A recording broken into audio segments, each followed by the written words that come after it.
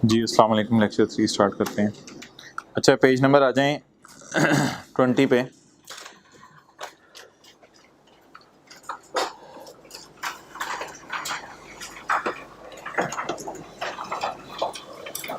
जी भाई, कितने इंटेंजिबल्स ऐसे हैं जिनको अमोर्टाइज नहीं करना? 3। परचेज्ड गुडविल,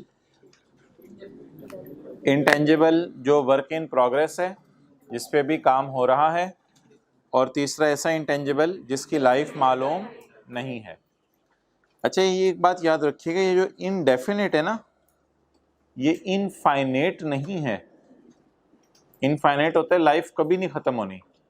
इनडेफिनेट का मतलब लिखें लाइफ पता नहीं चल रही कितनी है, 50 है, 60 है, 70 साल है, पता नहीं चल रही।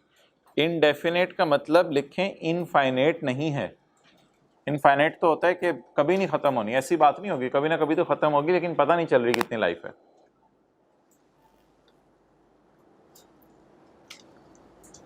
अच्छा, आगे आ जाओ ना, इस रो में खाली है, आ जाओ दोनों, लेकिन एंड से बैठना शुरू करना। अच्छा, ये जो ऐसे एसेट्स हैं, इनको आप इम्पेयरमेंट ऐसे हर साल गुजारेंगे, लेकिन इनको आपने अमोर्टाइज नहीं करना। और जो दूसरे एसेट्स हैं उनमें जो मैंने हाईलाइट किया सिर्फ वो देखें, उनको अमोर्टाइज करना है, लेकिन इम्पेयरमेंट ऐसे सिर्फ तब गुजारेंगे जब कोई इंडिकेशन हो। ओके। अच्छा, नॉट एन इंटेंजिबल में दो चीज़ें ज़रा आज और देख लें। इसमें तो इंटेंजिबल हमारे जहन में भी नहीं आना था ये इंटेंजिबल है। आगे आगे आगे मोहतरम, एंड से बैठा करो। अच्छा, एडवर्टीजमेंट एक्सपेंस और स्टाफ ट्रेनिंग, ये तो इंटेंजिबल है ही नहीं। क्यों नहीं इंटेंजिबल? एडवर्टीजमेंट आपको पता है एक्सपेंसेस में जाती है, और स्टाफ ट्रेनिंग भी एक्सपेंसेस में जाती है। आइए 16 जब रिवाइज कर रहे थे पहले दिन, तब भी यही पढ़ा था कि स्टाफ को हमने ट्रेन किया, तो स्टाफ ट्रेनिंग भी हमेशा एक्सपेंसेस में जाती है। अब स्टाफ ट्रेनिंग के ऊपर एक बहस हो सकती है कि ये एसेट है, आपने स्टाफ को ट्रेन किया, स्टाफ अच्छा काम करेगा, आपको अच्छी सर्विसेज देगा, लेकिन भाई स्टाफ हो या कस्टमर हो, आपका इन पे कंट्रोल नहीं होता। एडवर्टाइजमेंट कर दें तो आपका कस्टमर पे कंट्रोल नहीं, जितनी मर्जी अच्छी एडवर्टाइजमेंट कर दें, उसको आप 10 बर्गर भी खिला दें मुफ्त के अंदर, लेकिन वो चखने के लिए किसी और दुकान पे चला ही जाएगा, और उसको हो सकता है उधर का पसंद आ ही जाए। तो एडवर्टाइजमेंट करके स्टाफ पे कब्जा नहीं हासिल, कस्टमर पे कब्जा नहीं आप कर सकते, और स्टाफ को ट्रेन करके स्टाफ पे आप कब्जा नहीं कर सकते कि मेरा एम्प्लॉई है, मैंने इसे ट्रेनिंग दे दी, आप तो ये इंशाल्लाह मेरे साथ छोड़ के कभी नहीं जाएगा, ये तो बड़ा लॉयल एम्प्लॉई है। बिल्कुल ऐसी कोई बात नहीं है। जिस स्टाफ, हाँ क्या चीज़, हाँ कई दफ़ा ऐसा होता है कि स्टाफ के साथ आपने कोई बॉन्ड साइन कर लिया होता है, एग्रीमेंट साइन कर लिया होता है कि तुम हमें छोड़ के नहीं जाओगे। ऐसी भी सूरत में आपने स्टाफ को जितने मर्जी ट्रेनिंग उसकी की, 10 लाख रुपए की उसकी ट्रेनिंग की, फिर भी आप उसे कैपिटलाइज नहीं करेंगे, क्योंकि बॉन्ड भी कैंसिल हो सकता है, एग्रीमेंट कॉन्ट्रैक्ट भी कैंसिल हो सकता है। अगर कुछ जुर्माना होगा एम्प्लॉय देके उसका चला जाएगा, लेकिन इन एनी केस एम्प्लॉय किसी भी वक्त हमें छोड़ सकता है, चाहे उससे 2 साल 3 साल का एग्रीमेंट भी कर लें, फिर भी आपने स्टाफ ट्रेनिंग को किसी भी सूरत में कैपिटलाइज नहीं करना। तो ये दो खर्चे हैं जो आपने अलग से याद रखने हैं। स्टैंडर्ड के पैरा 67 में ये लिखे हैं, एडवर्टाइजमेंट और स्टाफ ट्रेनिंग। ओके। अच्छा, अब कल हमारी बात चल रही थी रिसर्च के ऊपर और डेवलपमेंट के ऊपर, तो उसमें हम अपनी बात रिज्यूम करते हैं।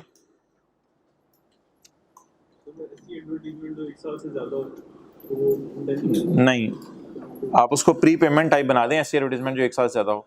थोड़ा बैग इधर रख लें, वो एंड पे फिर ज़रा।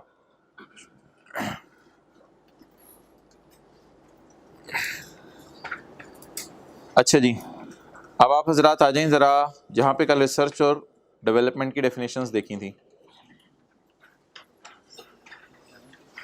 Page number 7।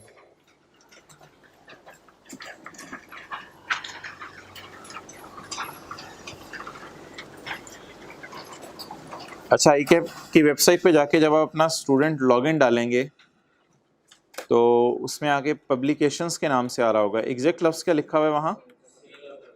Cell and publication. तो अपना लॉगिन स्टूडेंट का एंटर करके जब आप उस एरिया में जाएंगे अपने, तो वहाँ सेल एंड पब्लिकेशन आ रहा होगा। सेल एंड पब्लिकेशन में आपने IFRS करना है, एक ISA होंगे, उनको आपने इग्नोर करना है, आपने सिर्फ IFRS करना है। हाँ शायद आगे उसमें ये लिखा हो part A1, A2, B, C1, C2। बहरहाल आपको इस चक्कर में पढ़ने की ज़रूरत नहीं, ये IFRS के 5 वॉल्यूम हैं, तो 5 किताबें आपको अलग अलग मिलेंगी, तो इसमें आपको परेशान होने की ज़रूरत नहीं। ये 5 का सेट इकट्ठा ही है। इसमें ज़रूरत तो हमें 1-2 3 की पड़ती है, लेकिन ऑब्वियसली आई कैप में बिकते सारे इकट्ठे ही हैं, तो आपको भी सारे इकट्ठे ही लेने पड़ेंगे। ये 2950 शायद कल प्राइस किसी ने बताया आ रही थी, 2950 थी, 2950 रुपये। तो ये आप हजरात ले लें, ताकि अगर कल परसों की क्लास में मैंने कोई चीज़ दिखानी हो तो आप घर जाके इसको देख सकें। अभी लाने की ज़रूरत नहीं होगी, लाना हुआ तो मैं बता दूंगा। ओके, तो जो हजरात ले चुके हैं वो ऑब्वियसली घर जाके आज ये पैरास खोल के बेशक चेक भी कर सकते हैं, जो मैं बताऊंगा। सारे पैरास नहीं खोलने की ज़रूरत, जो मैं बताऊंगा। अच्छा, ये ज़रा बातें टिक करते रहें। पेज नंबर 6 पे, internally generated an intangible asset is created by company through its own efforts. इसमें हमने कौन कौन सी चीज़ें बाहर निकाली थी? Goodwill, brand, message, publishing title और कस्टमर लिस्ट। इनको रिकॉर्ड करने की इजाज़त नहीं है। Note that any of these items would be recognised if they were purchased separately. Page 7 पे हम। अच्छा, और इनमें मसला बता दें क्या है, अगर कभी लॉजिक पेपर में मांग ले। कॉस्ट इसकी पूरे बिजनेस की कॉस्ट से अलग नहीं की जा सकती। जे डॉट का ब्रांड बना है, पूरे बिजनेस का एक नाम आया है, लेकिन अब वो बिजनेस की कॉस्ट ओवरऑल के अंदर ही जे डॉट का ब्रांड बन गया, तो बिजनेस की कॉस्ट से इसको अलग नहीं किया जा सकता। इस वजह से cost can not be made reliably, इस वजह से इसको इंटेंजिबल रिकॉर्ड नहीं किया जाता। अच्छा जी, रिसर्च फेज की डेफिनेशन क्या है? बिल्कुल मैंने आपको समझानी नहीं है, सिर्फ पढ़ने की हद तक हम एक दफ़ा इसको पढ़ लेंगे। Research is original and planned investigation undertaken, ये तो साइंसदानों से पूछ के इन्होंने बातें लिखी हुई हैं। Original and planned investigation undertaken with the prospect of gaining new scientific और टेक्निकल नॉलेज एंड अंडरस्टैंडिंग। तो MCQs में अगर कभी आ गया तो ये रिसर्च की डेफिनेशन आपको पता होनी चाहिए। ये आपको स्टैंडर्ड भी बता दूंगा कि ये स्टैंडर्ड में कहाँ पे लिखी हुई है। अच्छा, ये होगी रिसर्च की डेफिनेशन। आगे ज़रा अकाउंटिंग ट्रीटमेंट कल हमने रिसर्च की पढ़ ली थी। Shall be recognised as an expense. Research हमेशा किस पे जाएगी जी? एक्सपेंसेस में जाएगी। ये ज़रा देखें एग्जांपल्स रिसर्च की, बिल्कुल याद नहीं करनी, बिल्कुल याद नहीं करनी। सवाल में कल तक तो लिखा हुआ था रिसर्च इतनी है, डेवलपमेंट इतनी है, लेकिन अगर कभी खुदा ना खास्ता ये वाली बातें लिख दे तो इन बातों का हमें पता होना चाहिए कि पैरा 56 में लिखी हुई हैं। तो कभी आपसे पेपर में खुदा ना खासा ये पूछ ले कि बताएं ये चीज़ें रिसर्च हैं या डेवलपमेंट है MCQs के अंदर, तो आपको पता होनी चाहिए ये चीज़ें एग्जांपल्स हैं रिसर्च की। अभी सब्र करना है और आपको जाने की ज़रूरत नहीं, और अगले सफ़े में मैं पढ़ाऊँगा ये चीज़ें किसकी एग्जांपल्स हैं। ये हम चीज़ें पढ़ेंगे, कोई थोड़ी बहुत ही बात समझ आएगी, थोड़ी बहुत ही नहीं समझ आएगी, लेकिन हमने बिल्कुल इसको समझने की कोशिश नहीं करनी, क्योंकि स्टैंडर्ड हमारे पास अवेलेबल होंगे। हमने सिर्फ वहाँ से पिक एंड चूज़ करना होगा क्या चीज़ रिसर्च है, क्या चीज़ डेवलपमेंट है। Activities aimed at obtaining new knowledge, it is research. Search for evaluation and final selection of applications of research finding.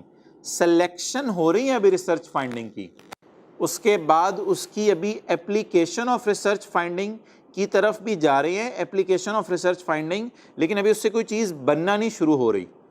Search of alternatives for material, क्या मटेरियल डालें, क्या devices use करें, क्या प्रोडक्ट, क्या process करें, क्या system से गुजारें कि हमारी चीज़ बन जाए। And formulation, design, evaluation and final selection of possible alternative. 3-4 alternative में से एक आपने सेलेक्ट कर लिया, बल्कि वो फाइनलाइज भी कर लिया। फॉर न्यू और इम्प्रूव्ड मटेरियल, जो भी आपने मटेरियल नया बनाना है, जो भी डिवाइस बनाना चाहते हैं, जो भी प्रोसेस सिस्टम बनाना चाहते हैं, उसकी आपने फॉर्मुलेशन भी कर ली, उसकी डिज़ाइनिंग भी कर ली, और उसको फाइनली सेलेक्ट भी कर लिया कि ये काम हमने इस तरीके से करना है। ये 4 अल्फाज हैं, ये आपने ढूंढने हैं पेपर में। अगर ये चीज़ें आ रही होंगी तो ये किस में फॉल कराएंगे? रिसर्च में। और ये सारा का सारा खर्चा कैपिटलाइज नहीं होगा, ये कहाँ पे जाएगा? एक्सपेंस में जाएगा। इनको बिल्कुल समझने की ज़रूरत नहीं, घर जाके पेपर में स्टैंडर्ड खोल के पैरा 56 से आप ढूंढ लेंगे इनको। अच्छा, अगले सफ़े पे आएँ, पैरा 59। ये किसकी एग्जांपल्स हैं? डेवलपमेंट की। Design construction and testing of pre production or pre use samples. Prototypes and models क्या होते हैं? सैंपल्स। और प्री प्रोडक्शन और प्री यूज क्या मतलब होता है? अभी कमर्शियल प्रोडक्शन शुरू नहीं हुई, अभी बिल्कुल कौन सी प्रोडक्शन शुरू हुई है? ट्रायल प्रोडक्शन शुरू हुई है, सैंपल बनाने शुरू हुए हैं। Design of tools, jigs, moulds, जिसको आप कहते हैं डाइयां बना रहे हैं, या जिसको आप कहते हैं वो सांचे बना रहे हैं जिसके अंदर वो चीज़ डालनी है। मिसाल के तौर पे गाड़ी बनानी है तो उसकी एक छत है, एक सांचे के अंदर वो लोहा डाला जाएगा जिससे वो बनेगा। तो design of tools, jigs, moulds and dies involving new technology. Design, construction and operation of a pilot plant. Pilot plant याद रखिएगा डेवलपमेंट में जाएगा। पायलट प्लांट आपने छोटा सा बना लिया जिससे आप चीज़ें बना के चेक करने लगे हैं। That is not of a scale economically feasible for commercial production। इससे कमर्शियल प्रोडक्शन नहीं हो सकती कि 1000 यूनिट इससे निकल आए। हाँ, 2-4 यूनिट टेस्टिंग के लिए इससे निकाल लेंगे हम। Design, construction and testing of a chosen alternative for new और इम्प्रूव्ड मटेरियल डिवाइस। अच्छा, ये अल्फाज जरा देख लीजिएगा, इनको मिक्स ना कर दीजिएगा। यहाँ है design, construction and testing of chosen alternative, और यहाँ है formulation, design, evaluation of final selection of possible alternatives. इधर पॉसिबल ऑल्टरनेटिव लफ्ज लिखा हुआ है और इधर क्या लफ्ज लिखा हुआ है? Chosen alternative. पॉसिबल ऑल्टरनेटिव का मतलब है 3-4 ऑप्शंस हैं, उनमें से आप किसी एक की तरफ जाना चाह रहे हैं, और 3-4 में से अगर किसी एक की तरफ चले गए तो चूजन ऑल्टरनेटिव। बाकी अंग्रेजी ऑब्वियसली आपको थोड़ी सी इन दोनों पॉइंट्स में मिक्स होती हुई नजर आएगी, लेकिन इसमें आप ये सर्कल कर लें, इधर पॉसिबल ऑल्टरनेटिव है और उधर क्या है? Chosen alternative.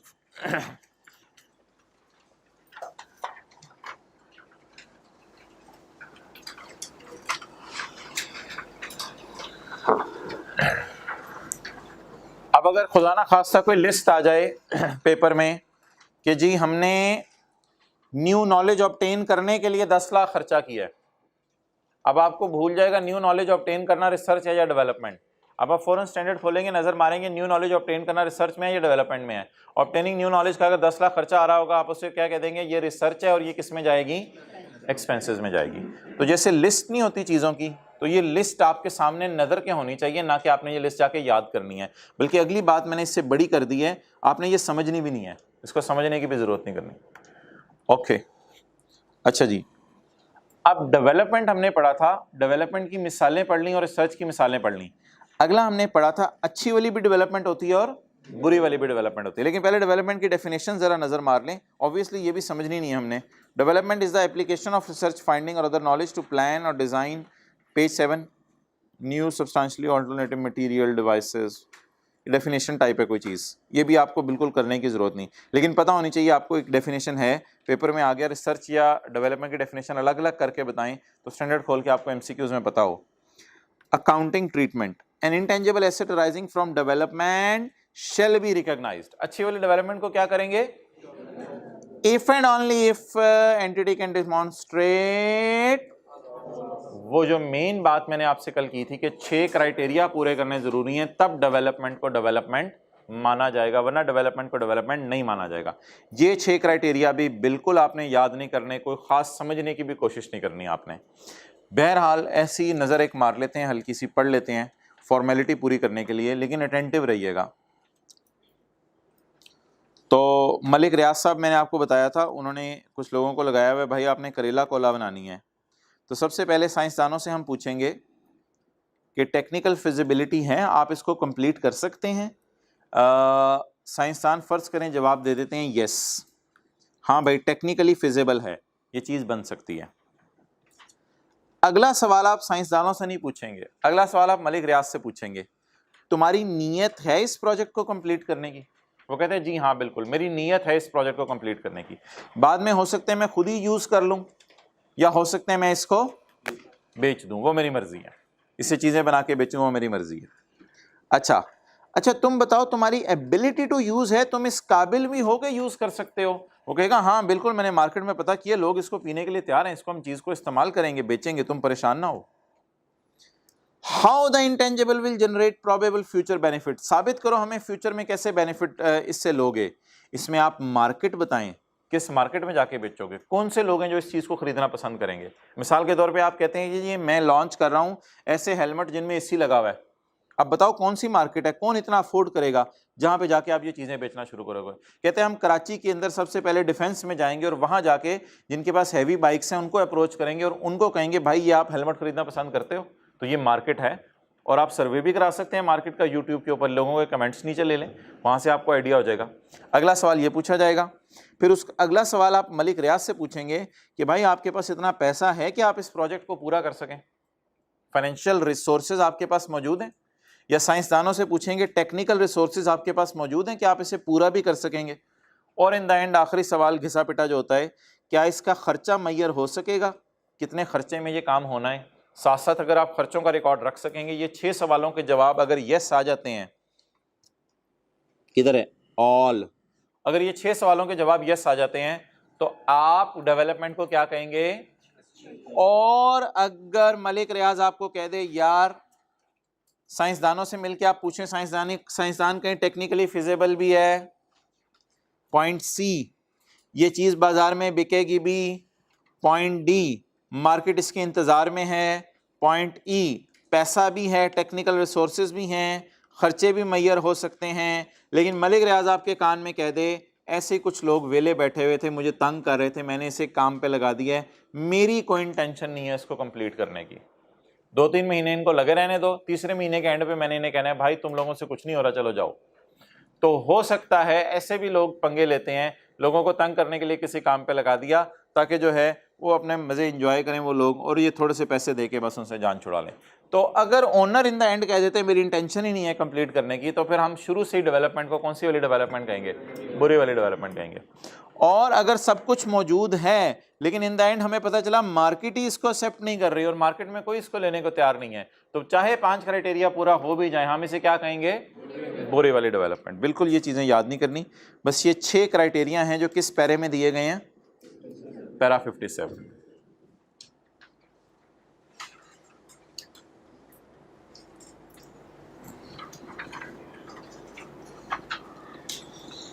अच्छा ये IS 38 ना ओरिजिनल, ये मैंने आपके सामने खोला है, लेकिन ऑब्वियसली आपके पास तो ये नहीं होगा क्योंकि आपने अभी स्टैंडर्ड नहीं लिए।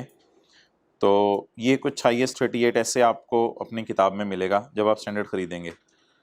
तो इसमें ऐसे ही ज़रा नज़र मार लेते हैं चीज़ों की। ये सॉफ्ट में है मेरे पास, आपको हार्ड में ही ख़रीदना पड़ेगा, या इंटरनेट से जाके भी आप डाउनलोड कर सकते हैं। IS 38 ओरिजिनल लिख के ना, IS 38 ओरिजिनल, तो ये एक डॉक्यूमेंट खुल जाएगा। तो इसमें अगर मैं आगे चलूँ तो ये पैरा 8 आ रहा है, इसमें क्या लिखा हुआ है हेडिंग, डेफिनेशंस। तो डेफिनेशंस में शायद आपको मिल जाए डेवलपमेंट की डेफिनेशन, ये लास्ट टाइम वालों को दिखाई हुई है वही है, डेवलपमेंट की डेफिनेशन आपको मिल जाए, रिसर्च की डेफिनेशन आपको मिल जाए, रिसर्च की डेफिनेशन आपको मिल जाए। तो ये आप ऑब्वियसली अब स्टैंडर्ड खरीद लेंगे और जो जो डेफिनेशंस मैं कराता हूँ इनको आप हाईलाइट करते रहेंगे। मैं आपको बता भी दूंगा स्टैंडर्ड में कौन से पैराज इंपॉर्टेंट हैं। और वो ज़रा हम ढूंढते हैं पैरा कौन सा था अभी, 57।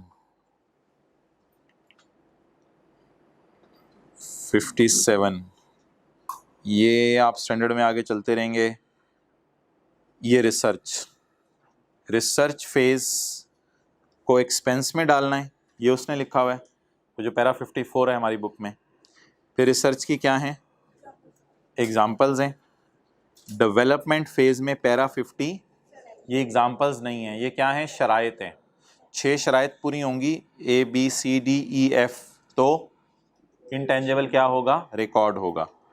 इन द एंड पैरा 50, ये किसकी एग्जाम्पल्स हैं, डेवलपमेंट एक्टिविटीज़ की। तो ये मोटी मोटी चीज़ें हैं, ये पिछले सेशन में क्लासों के दौरान MCQs में बार बार रेफ़र करनी पड़ी थी, तो इसलिए कुछ हाईलाइट की हुई चीज़ें आपको नज़र आ रही हैं। तो जब हम MCQs करेंगे तो इनमें से कोई चीज़ ढूंढनी है तो ढूंढ लिया करेंगे।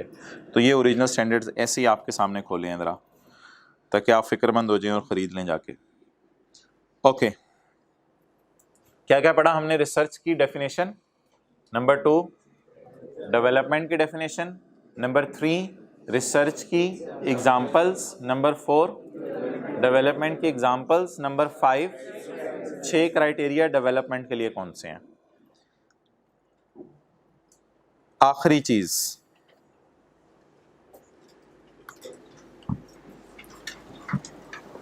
लेबोरेटरी में आपके जहन में कौन कौन से खर्चे होंगे? बिल्डिंग बनाने के लिए मैं कहूँ, ये तो IS 38 की बात नहीं कर रहा, बिल्डिंग बनाने के लिए मैं कहूँ, आप कहेंगे ईंट, बजरी, सीमेंट, लेबर, ये सारे खर्चे होंगे। जरा सोचें, लेबोरेटरी के अंदर कोरोना की वैक्सीन बन रही है, उसमें क्या क्या खर्चे होंगे? Cost of internally generated intangible, क्या खर्चे हो सकते हैं लैब में? The cost of internally generated intangible comprise all directly attributable cost necessary to create, produce and prepare the asset, ताकि वो इस काबिल हो जाए कि मैनेजमेंट उसे क्या कर सके। बताएं जी examples. Cost of services used और consumed in generating the intangible, material वगैरह, दवाइयों के लिए जो मटेरियल इस्तेमाल होते हैं। कॉस्ट ऑफ, या IS 19 हमारे सिलेबस में नहीं। एम्प्लॉय बेनिफिट्स, वही जो काम कर रहे हैं लोग, जिनको आप तनख्वाहें दे रहे हैं, साइंसदान। Arising from the generation of, फिर इंटेंजिबल्स को आप अपने नाम लगवाते हैं ताकि कोई और फाइजर के नाम से वैक्सीन लॉन्च ना कर सके, फिर आप फाइजर के नाम से इसको अपने नाम करवाएंगे। फीस टू रजिस्टर फिर वो लीगली आपके नाम आ जाएगा, फिर कोई और इस नाम को यूज नहीं कर सकेगा। एंड ये बड़ा इंपॉर्टेंट है, amortisation of patents and licences data use to generate the, ये भी पेटेंट्स एंड लाइसेंसेस तो आप छोड़ें इस बात को, एक सिंपल सी बात सुने, लेबोरेटरी के अंदर बहुत सी चीज़ें यूज़ हो रही होंगी। लेबोरेटरी में मिसाल के तौर पे एक कंप्यूटर यूज़ हो रहा होगा, वो जो कंप्यूटर है उसकी डेप्रिसिएशन जो होगी उसको भी हम इस इंटेंजिबल में डालेंगे। समझने की कोशिश करें, लेबोरेटरी के अंदर कंप्यूटर है, कंप्यूटर 2 महीने चला इंटेंजिबल बनाने के लिए, तो कंप्यूटर की जो 2 महीने की डेप्रिसिएशन है उसको P&L में नहीं डालेंगे, कंप्यूटर की 2 महीने की डेप्रिसिएशन को किस में डालेंगे? एक आपको मिसाल देता हूँ टेंजिबल आइटम्स की। 1 महीना कॉलेज बंद था, कोई क्लासेस नहीं हुई, 1 महीने जनरेटर चलाया और ऊपर कैंटीन बनाई हमने पक्की ईंटों वाली, तो जनरेटर का 1 महीने का जो पेट्रोल इस्तेमाल हुआ उसमें और 1 महीने की जनरेटर की डेप्रिसिएशन, हम कहेंगे इसको प्रॉफिट एंड लॉस में, एक्सपेंसेस में डालने की डेप्रिसिएशन को जरूरत नहीं है। इस डेप्रिसिएशन को आप क्या कर दो, बोलें बोलें बोलें, एसेट की कॉस्ट में ऐड कर दो। वो जो बिल्डिंग बना रहे हैं हम, ऊपर पक्की कैंटीन बना रहे हैं राइस के अंदर, अभी तो पता नहीं कोई टीन का डब्बा या क्या लगा हुआ है, अगर पक्की कैंटीन हम बनाना चाहें राइस में तो ईंटों वाली, तो उसमें जितना जनरेटर इस्तेमाल हुआ 1 महीने की, उसकी डेप्रिसिएशन भी हमें उसकी कॉस्ट में क्या करनी पड़ेगी। बहरहाल ये आने वाले दिनों में हम चीज़ें पढ़ेंगे। मोटी मोटी चीज़ें क्या होगी जरा जल्दी बताएं? मटेरियल वगैरह, जो साइंसदान हैं उनकी तनख्वाहें वगैरह, और कोई और चीज़ अगर आप इसमें इस्तेमाल कर रहे हैं तो उसकी अमोर्टाइजेशन। जी जी, ये टेंजिबल के लिए भी हैं, ऑलमोस्ट वही चीज़ें हैं। ये करंट लोकेशन पे तो पहुंचता है, वो ख़रीदा हुआ आमतौर पे होता है ना, ये इंटरनली जनरेट की बात हो रही है, अगर आप इंटरनली जनरेट कर रहे हैं। ओके, बहरहाल ये 16 की डिस्कशन अभी आपको करने की ज़रूरत नहीं हमारे सिलेबस में ज़्यादा। चलें जी, अब सवालों की तरफ आते हैं, कुछ सवाल करना शुरू करते हैं।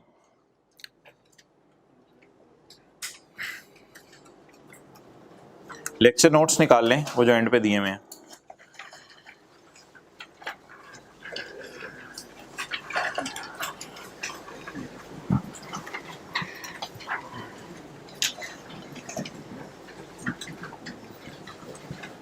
कल हमने क्वेश्चन 3 और 8 किया था।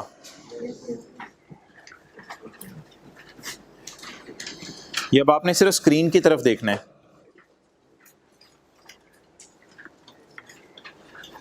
पढ़ें जी सवाल।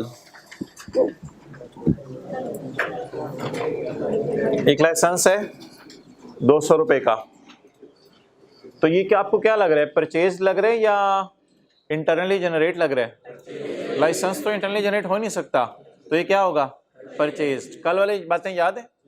इंटरनली जनरेट 5 चीजें इंटेंजिबल, तो ये तो लाइसेंस है और परचेज किया हुआ है, परचेज इंटेंजिबल, सारे के सारे इंटेंजिबल हैं। तो पहला डिसीजन क्या हो गया, ये हमारा इंटेंजिबल है, क्योंकि क्या है, परचेज। परचेज इंटेंजिबल हमेशा ही क्या होता है, अगला, लाइफ इसकी गिवन है। अच्छा, अब अमोर्टाइजेशन की डिस्कशन जरा मुझे बता दें, क्या ये परचेज गुडविल है? क्या ये डेवलपमेंट वर्क अंडर प्रोग्रेस है? ये तो खरीदा खरीदा लाइसेंस है, तैयार है। नंबर 3, क्या इसकी लाइफ इंडेफिनिट है या 10 साल है? आप बताएं इसको अमोर्टाइज करेंगे, और इम्पेयरमेंट से सिर्फ तब गुजारेंगे जब कोई, तो कल ये दो कॉन्सेप्ट हमने पढ़े थे। नंबर 1 बता दें, ये परचेज है इंटरनली जनरेट है? परचेज होने की वजह से ये पक्का ठक्का इंटेंजिबल है। दूसरा सवाल, अमोर्टाइज करना है या नहीं करना, तो उन 3 कैटेगरीज में नहीं आ रहा, इसलिए इसको तो अमोर्टाइज भी से करेंगे। अच्छा, लीगल लाइफ कितनी है और यूजफुल लाइफ? ये क्या लिखा हुआ है ब्रैकेट में? Expected period of cash generation. अब सवाल ये है कि इसको 10 साल पे अमोर्टाइज करें या 12 साल पे। कल वाले सवाल में मसला नहीं था, कल 7 साल लाइफ दी हुई थी, हमने सिंपली डिवाइड करके डेप्रिशिएट कर दिया था, जिसे अमोर्टाइजेशन भी कहते हैं, डेप्रिसिएशन भी कहते हैं। टेंजेबल्स के लिए डेप्रिसिएशन का लफ्ज़ यूज होता है और इंटेंजेबल्स के लिए अमोर्टाइजेशन का। अच्छा, एक फिशिंग लाइसेंस है आपके पास, फिशिंग लाइसेंस है, आपने माही गिरों से दाएं बाएं वाले इलाकों से पता किया यार मछलियां कितने अरसे तक आती रहेंगी, आपका क्या ख्याल है? उन्होंने कहा यार हमारा तजर्बा है 12 साल तक ना आप मछलियां निकाल सकते हो। Expected period of cash generation, 12 साल तक आप मछलियां निकाल सकते हो। आप इमरान खान के पास गए, इमरान खान को आपने जाके कहा यार मुझे ये लाइसेंस दे दो। इमरान खान ने कहा ये लाइसेंस आपको 200 मिलियन में मिलेगा, फ़र्ज़ करें ₹200 मिलियन है, ये लाइसेंस आपको 200 मिलियन में मिलेगा, और आपने कहा हमें 12 साल के लिए दे दो। उसने कहा माजरत, लाइसेंस हम 10 साल से ऊपर का नहीं देते। तो मजबूरन आपको कितने साल के लिए लाइसेंस मिला? 10 साल के लिए। अब बताएं लीगली आप कितने साल इस्तेमाल कर सकते हैं लाइसेंस, लेकिन मछलियां कितने अरसे तक निकलती रहेंगी? 12 साल। अब आप बता दें 10 साल के ऊपर अमोर्टाइज करें या 12 साल के? तो स्टैंडर्ड कहता है शॉर्टर के ऊपर। स्टैंडर्ड क्या कहते हैं? शॉर्टर के ऊपर। तो व्हाट इज शॉर्टर? 10 ईयर्स। तो what will be the amortisation, जरा मुझे बताएं, नोट्स पे देखेंगे भी तो सोल्यूशन नजर आ जाएगा। 200 divided by 10 is equal to 20। 1 साल की अमोर्टाइजेशन निकल आई 20। बड़ी बात अगली गौर से सुननी है।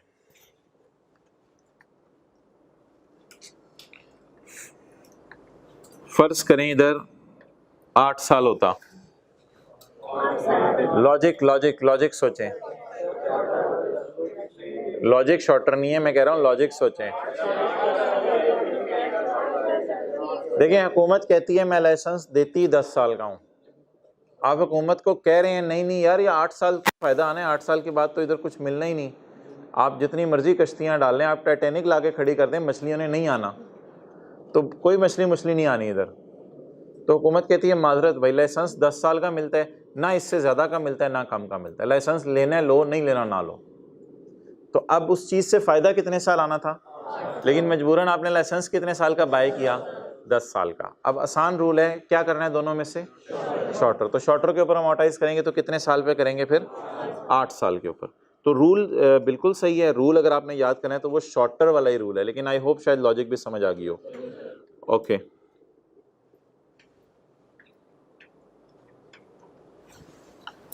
क्वेश्चन 5, ये जरा इंपॉर्टेंट कॉन्सेप्ट है, गौर से सुनना। A company purchased a licence for 6 years for ₹30 million, it is renewable for further 4 years।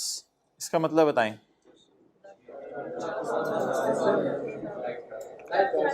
ये 4 साल के लिए क्या हो सकता है? रिन्यू हो सकता है। तो फर्ज करें ये साल है 2001 का, 2001, 2002, 2003, 2004, 2005 और 2006। तो मुझे बता दें जब आपने पहली दफ़ा लाइसेंस लिया तो कितने साल के लिए लिया? जल्दी ज़रा बैठ जाओ, इंपॉर्टेंट बात हो रही है। अब देखो ज़रा, a company purchase a licence for 6 years for ₹30 million। तो आपने 6 साल के लिए लाइसेंस ले लिया, कितने में? 30 million में। It is renewable for further, एक ऑप्शन है आपके पास, वो क्या ऑप्शन है जी? इसको आप क्या करवा सकते हैं बोलें? रिन्यू करवा सकते हैं। कितने साल के लिए? 4 years के लिए। 4 years के लिए आप इसको रिन्यू करवा सकते हैं। 2007 बोलें 8, 9 और 10, 4 साल के लिए रिन्यू करवा सकते हैं। जी बताएं पहले कितने साल के लिए लिए? 6 साल के लिए। कितने साल के लिए रिन्यू करवा सकते हैं? 4 साल के लिए। कैलकुलेट द, बोले कैलकुलेट द लीगल लाइफ आपने निकालनी है। अच्छा, इसमें वो नहीं बताया हुआ, expected period of cash generation नहीं बताया हुआ, इसमें लीगल लाइफ का ही एक और बाजू बता दिया गया है। Expected period of cash generation इसमें नहीं बताया कि हमें कितना अरसा फायदा देगा, नहीं बताया, चलें छोड़ें, कोई मसला नहीं। इसमें वो शॉर्टर ऑफ का चक्कर नहीं लगाना, 6 और 4 में से कोई शॉर्टर नहीं है, आपको समझ आ रही होगी, 6-4 बिल्कुल अलग चीज़ है, इसमें शॉर्टर शूटर का चक्कर कोई नहीं है। 6 साल एक लाइफ है, फिर उसका बाजू बढ़ा के कितने साल लाइफ कर दी है? 4 साल लाइफ कर दी है। अच्छा जी, assuming at end of 6th year it can be renewed at 14 million. Assuming at end of 6th year it can be renewed at 14 million. अच्छा, मैं खड़ा किधर हूं जिस वक्त मैंने इंटेंजिबल खरीदा है? मैं खड़ा हूं इधर। मुझे बता दें 30 मिलियन का मैंने खरीदा है, समझ नहीं है बात, 30 मिलियन का खरीदा है, और इधर बता दें कितने मिलियन का रिन्यू हो सकता है? 14 मिलियन का। अच्छा, अब आप मुझे ये बताएं कि रिन्यूअल बाइंडिंग है या रिन्यूअल मेरी विल पे होगी? मेरी मर्जी होगी, मैं लाइसेंस को रिन्यू कराना चाहूं या ना कराना चाहूं, ये मेरी मर्जी होगी। कोई बंदा मुझे इंसिस्ट नहीं कर सकता कि मस्ट रिन्यू कराओ, और कहीं ऐसा लिखा भी नहीं हुआ, बस रिन्यूअल की ऑप्शन अवेलेबल है। अब आप मुझे बता दें 6 साल के मैं कितने पैसे दे रहा हूं? 30 मिलियन। अगले 4 साल अगर मैंने रिन्यू कराने, कितने पैसे देने पड़ेंगे? 14 मिलियन। जरा 14 और 30 को सामने रख के बताएं, क्या एक फीलिंग आ रही है कि फिर भी एक अच्छी खासी मेजर अमाउंट देनी पड़ रही है? 6 साल के 30 देने पड़े हैं, 4 साल के भी अच्छे खासे पैसे देने पड़े हैं, 14 मिलियन कोई अच्छा खासा पैसा एज कंपेयर टू 30 के सामने अगर 14 रखें तो 14 में भी जान है, उधर से 30 पहलवान आए, इधर से 14 पहलवान आए, तो मुकाबला एक दफा जरूर करेंगे वो। अच्छा, तो बता दें 14-30 के सामने सालों को नहीं देखा करना पेपर में ऊपर, कुछ बच्चे साल देखने लग जाते हैं, ये 4 साल के 14 हैं, 6 साल के 30 हैं तो कैलकुलेटर पकड़े, नहीं नहीं नहीं नहीं, सालों को आपने कभी नहीं देखना ऊपर, सालों को इग्नोर कर दें। आपने सिर्फ किसको देखना है? अमाउंट्स को देखना है। अब आप मुझे बताएं 14-30 के सामने मिनिमल है, ना होने के बराबर है? एक लफ्ज मैंने बोला है, क्या? मिनिमल। ना होने के बराबर है या कुछ है? क्या 14 में कुछ जान लग रही है एज कंपेयर टू 30? इसका मतलब है आप अभी कोई हेस्टी डिसीजन ना लें, बहुत महंगा रिन्यू हो रहा है, आप कोई हेस्टी डिसीजन ना लें। आप खड़े किधर हैं इस वक्त?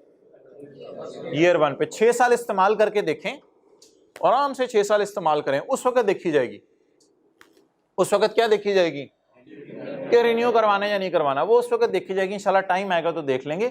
इतनी महंगी चीज़ों के लिए अभी कुछ सोचने की ज़रूरत नहीं है, परेशान होने की ज़रूरत नहीं है, ना किसी ने बाइंडिंग किया हुआ है मुझे रिन्यू करवाना। 6 साल है मेरे पास, मैं आराम से चीज़ चलाता हूँ, पसंद आ गई मुझे तो हो सकता है मैं रिन्यू करवा लूँ। इस वक्त खड़ा होकर मैं लाइफ क्या, वो शॉर्टर का चक्कर नहीं है, वो और कॉन्सेप्ट है, उसको छोड़ दें। इसमें तो बताया ही नहीं हुआ कितना अर्सा कैश जनरेट करके देगा, ये तो लीगल लाइफ की बाजू इसने बढ़ा दी है। लीगल लाइफ 2 दे दी है, नंबर 1 6 years और नंबर 2 और 4 years is an extended period. Total legal life कितनी है? 10 साल, लेकिन हम फिलहाल कितने साल के लिए खरीद रहे हैं? 6 साल के लिए खरीद रहे हैं।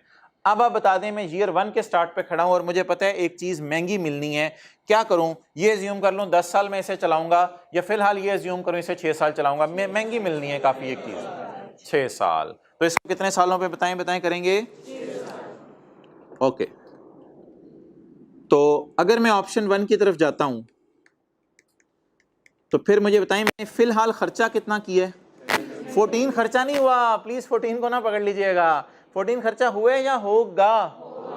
तो होगा कि तो कोई एंट्री नहीं होती, ठीक है। जो खर्चा हुआ है सिर्फ उसकी बात हो रही है। मैं बड़े होके एरोप्लेन खरीदूंगा, इसकी तो कोई एंट्री नहीं होगी। मैं 6 साल बाद 14 मिलियन पे करूंगा, वो तो करूंगा तो देखी जाएगी, फिलहाल तो कुछ नहीं है ना। अच्छा, आप बता दें ये 30 को किससे डिवाइड किया जाए? 6 से। क्या जवाब आ गया? 5। ये ऑप्शन 1 आ गई।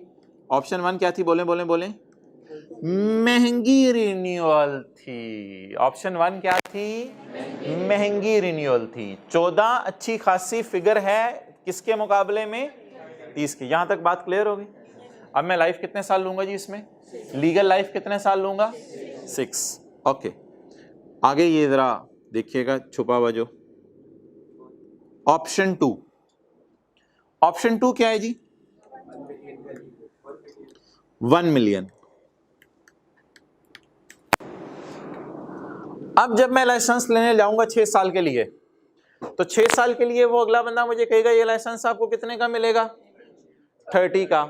और अगले 4 साल मैं कहूंगा कसम से तुम सच बोल रहे हो, 4 साल की मेरे से 1 मिलियन लो, कसमें आप तो पागल हो जाएंगे। बच्चे यार ना कर यार, मुझे यकीन नहीं आ रहा यार, ये आप सीरियसली बता रहे हो? लिखते हो एग्रीमेंट? हाँ हाँ लिख के देते हैं सर आपका एग्रीमेंट, आप क्यों परेशान हो रहे, आप बस 1 मिलियन दीजिएगा। कसम से ना कर यार, सीरियसली यार खीर होगी यार, क्या तुम लोग लुटू चाहिए यार? 4 साल ये वाली दे दो बस मुझे, इतनी नहीं लुटू मुझे। पहले 6 साल के आपको कितने देने पड़ेंगे? 30 मिलियन देने पड़ेंगे, और फिर 4 साल का।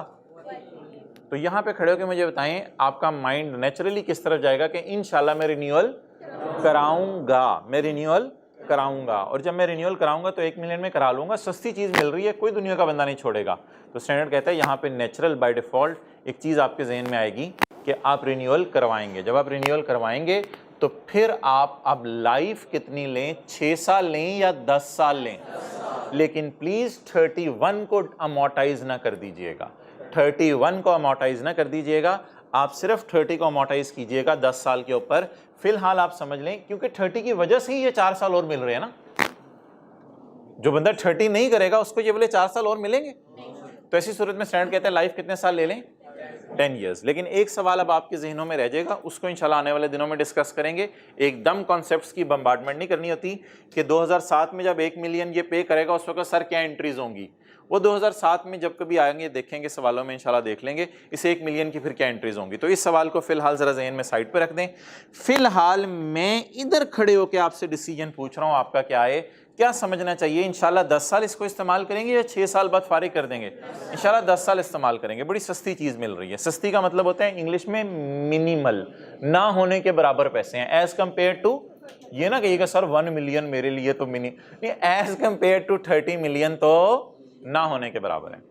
तो आप बता दें जी, जो पेपर पॉइंट ऑफ व्यू से आपने बात लिखनी है, 14 मिलियन के साथ आपने क्या लिखा? महंगा। और 1 मिलियन के साथ आपने क्या लिखा? तो अगर रिन्यूअल बहुत सस्ती है, अच्छा एक सवाल नहीं क्लास के बाद आके पूछना, सर अगर ये एक क्या अमाउंट होगी, 3 मिलियन सस्ती होगी सर, या 4 मिलियन सस्ती होगी, या 5 मिलियन सस्ती होगी?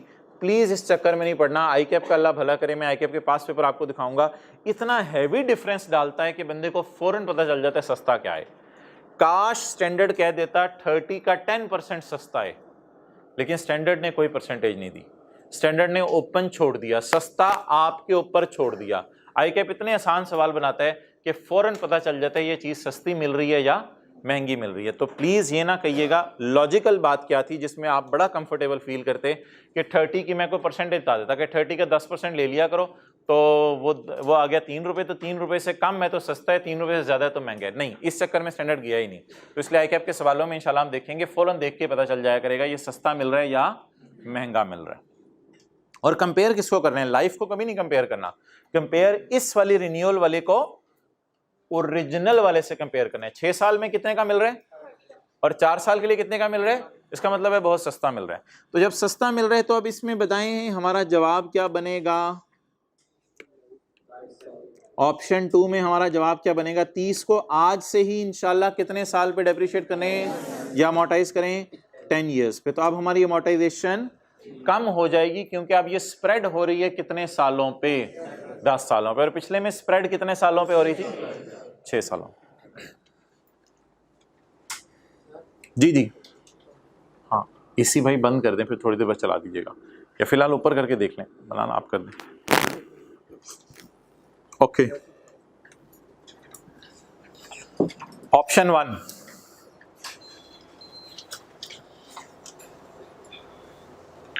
Legal life is as renewal not सस्ती, नॉट सस्ती, ये लफ्ज याद रखना है, एज रिन्यूअल इज नॉट सस्ती।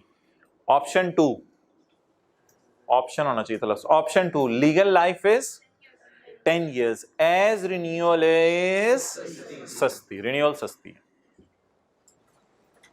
अमोर्टाइजेशन आपने निकालनी है, वो निकाल के रख लें पहले साल की। 30 डिवाइडेड बाय 6 5, ये ऑप्शन 1 में आ गया। ऑप्शन 2 में 30 डिवाइडेड बाय 10, ये 3 आ गया।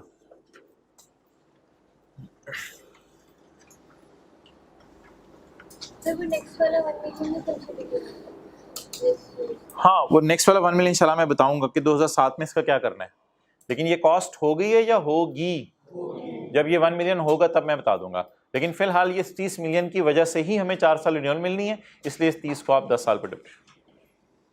बाकी इंशाल्लाह ये आपके सवाल हैं बिल्कुल। ये जो क्वेश्चन 6 है अगले सफ़े पे, इसमें इंशाल्लाह हम रिन्यूअल भी डालेंगे और वो जो expected period of cash generation वाला कॉन्सेप्ट पढ़ा था वो भी डालेंगे, शॉर्टर ऑफ वाला भी करेंगे, और वो जो आखिर में 1 मिलियन का क्या करना है उस तरह का भी एक सवाल बनाया हुआ है। ये सारे सवाल आएंगे, फिलहाल बस 2 काफ़ी हैं आज कॉन्सेप्ट।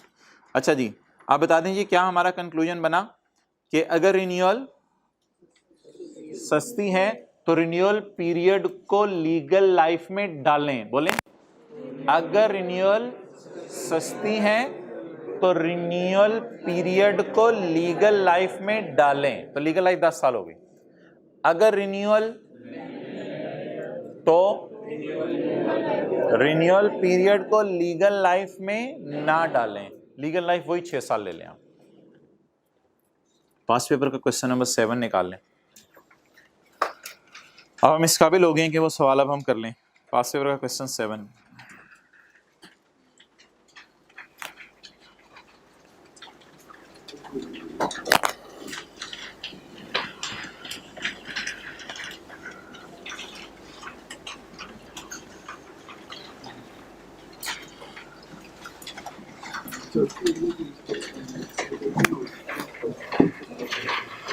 Page number 24।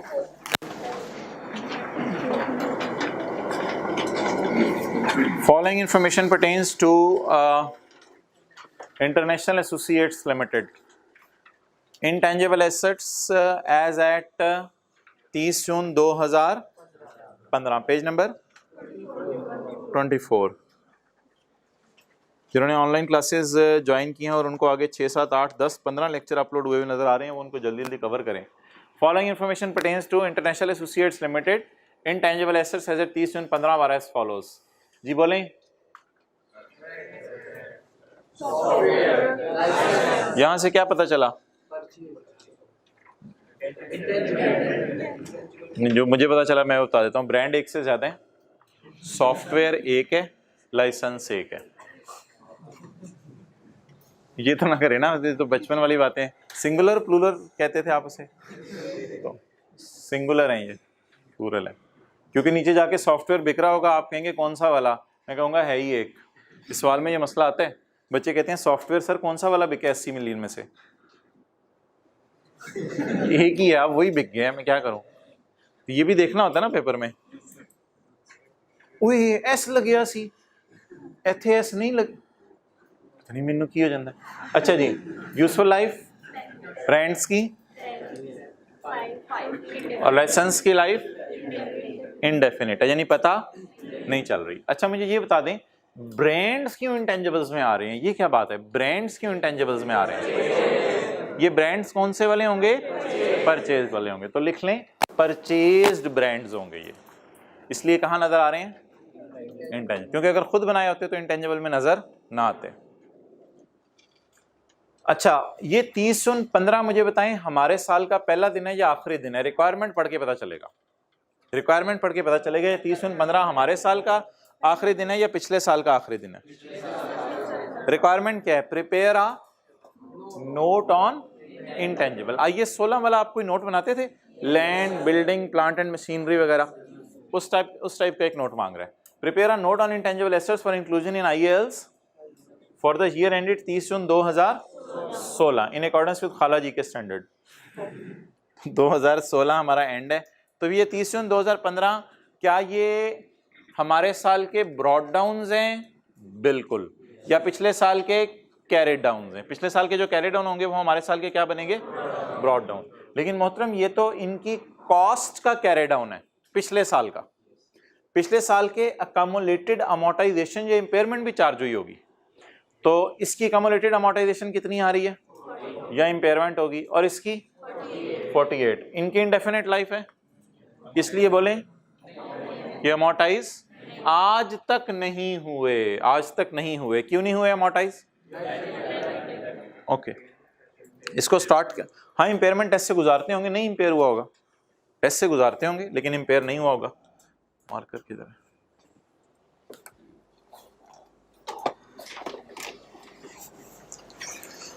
अच्छा, ये इंटेंजिबल्स का या किसी भी चीज का नोट कैसे बनता है ये आपको शायद आइडिया हो। ये बिल्डिंग का अकाउंट है, 100 रुपए की बिल्डिंग हमारे पास पड़ी हुई थी, हमने 50 रुपए की खरीद ली, 10 रुपए की बेची या 10 रुपए वाली बेची? 10 रुपए वाली बेची। यहां कॉस्ट आती है carry down 140, accumulated depreciation brought down 105, impossible. क्यों? 100 की कॉस्ट है, तो हो सकता है अभी तक ये डेप्रिशिएट हुए हों 20 रुपए। इस साल की डेप्रिसिएशन फर्ज करें 10 रुपए, चलिए कुछ और कर लें ऊपर। इस साल की डेप्रिसिएशन 12 रुपए। Disposal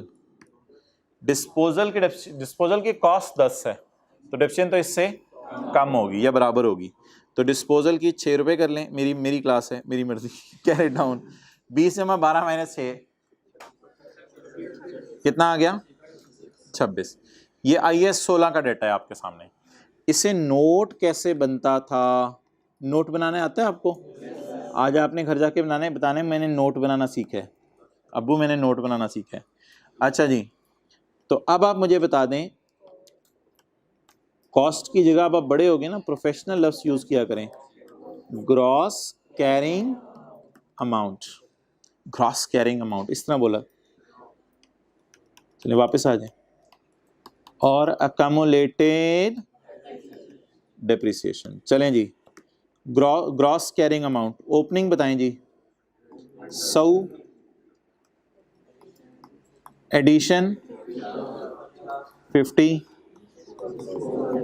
disposal 10, closing 140, accumulated depreciation opening 20, depreciation 12, disposal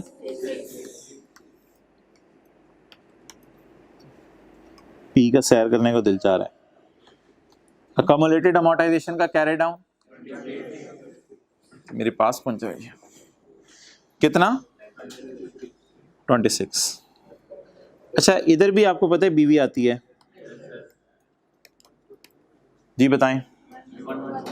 114, लेकिन ये बीवी आपको टी काउंट्स में नजर नहीं आएगी, लेकिन ये बीवी आपको नोट में नजर आएगी। अच्छा, तो ये कैरी डाउन क्या थी? कॉस्ट। ये कैरी डाउन क्या थी? तो कैरी डाउन कॉस्ट में से carry down accumulated depreciation minus की, तो ये क्लोजिंग बुक वैल्यू निकला। It is called as note to the financial statements. Clear? अब हम किसका नोट बनाने लगे हैं? बोले इंटेंजिबल्स का। ये कर लें, देख लें तस्वीर खींचने नहीं याद किसी को आ रहा तो तस्वीर खींच लें, अगर किसी को नोट भूला हुआ है। नोट कुछ भी नहीं है सिवाय टी काउंट की स्टेटमेंट फॉर्म में प्रेजेंटेशन। बोलें,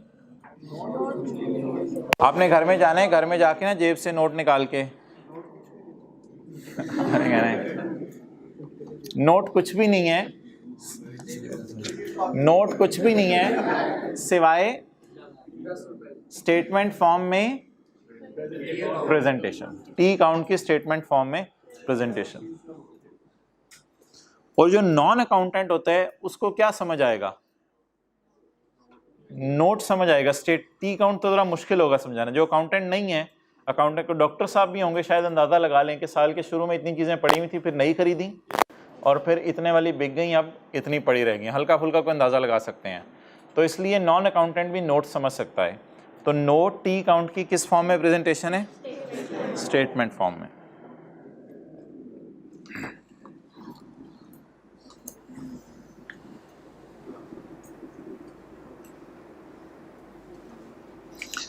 अच्छा, ये नोट कहाँ होता है, किसी को पता है? पैकेजेस लिमिटेड में होता है।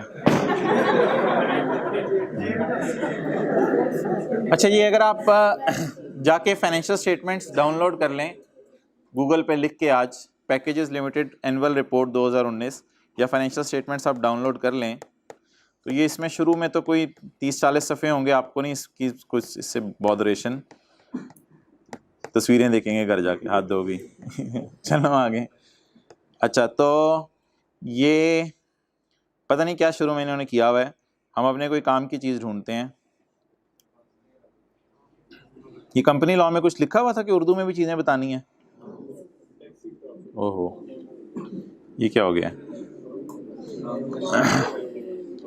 अच्छा, इसमें आपको सबसे पहले मिलेगी बैलेंस शीट, और बैलेंस शीट के बाद प्रॉफिट एंड लॉस मिलेगा, और प्रॉफिट एंड लॉस के बाद आपको मिलेंगे notes to the financial statements.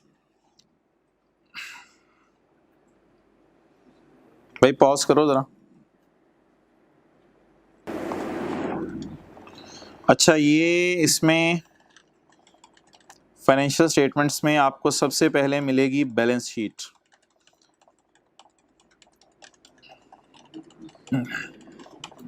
ये जी फाइनेंशियल स्टेटमेंट्स शुरू हो गई हैं फॉर द ईयर एंडेड 31 दिसंबर 2019। इसमें अनकंसोलिडेटेड का लफ्ज़ छोड़ें अभी, ये क्या लिखा हुआ है जी? Statement of financial position. सबसे पहले आपको बैलेंस शीट मिलेगी। बैलेंस शीट में कैपिटल वगैरह आ रहा होगा, नॉन करंट लाइबिलिटीज आ रही होंगी, करंट लाइबिलिटीज आ रही होंगी। तो सबसे पहले क्या आता है बोलें? Balance sheet. इसके बाद क्या है जी? Statement of profit and loss. उसमें सेल से शुरू हो रहा है। अच्छा, सेल के बाद cost of sale, gross profit, बोलें admin, distribution, other expenses, profit before tax. इसके बाद टैक्स और प्रॉफिट आफ्टर। ये क्या लिखा हुआ है? ये देखें, कॉस्ट ऑफ सेल के साथ 30 नोट, यानी कॉस्ट ऑफ सेल की डिटेल देखनी है तो नोट में जाके देख लो। अच्छा, इनके कोई इनटेंजिबल्स हैं बैलेंस शीट में? प्रॉपर्टी प्लांट एंड इक्विपमेंट किस नोट में मिलेगा? 18 में। और इनटेंजिबल्स किस नोट में मिलेंगे? 21 में। 20। इनके पास कितने के इनटेंजिबल्स हैं? 65,000 के, नहीं थोड़े बड़े हो जाएं, 65 मिलियन के इनटेंजिबल्स पे इन्होंने कौन सा स्टैंडर्ड लगाया हुआ है? IAS 38। अच्छा जी, बैलेंस शीट फारिग हो गई। आगे क्या है? Profit and loss. अच्छा जी, आगे क्या बना हुआ है? प्रॉफिट एंड लॉस के बाद बोलें statement of changes in equity. इसके बाद आगे क्या बना हुआ है जी? Statement of cash flow. और पांचवी चीज किसी को पता हो? नोट्स। नोट्स आ रहे हैं फाइनेंशियल स्टेटमेंट्स के। ये नोट्स, बैलेंस शीट 2 सफ़े पे, 1 सफ़े पे थी, प्रॉफिट एंड लॉस 1 सफ़े पे, स्टेटमेंट ऑफ इक्विटी 1 सफ़े पे, कैश फ्लो 1 सफ़े पे। ये नोट्स कम से कम 40-50 सफ़ों पे होते हैं। इसमें से काफी हमारे सिलेबस के अंदर है। ये वाला नोट सवाल ने आज मांगा है कि IAS 38 का नोट बना दें जाके। अब IAS 38 का नोट आपने कौन सा नंबर देखा था नोट का? 20। तो हम किस में अभी? 1 पे। ओ तेरी खैर, छिक के रखें। कहां तक पहुंच गए? 15 तक। ये बीच में को मुझे लगता था PPE का नोट गुजरा है। बहरहाल हम इंटेंजिबल्स के नोट पे आते हैं।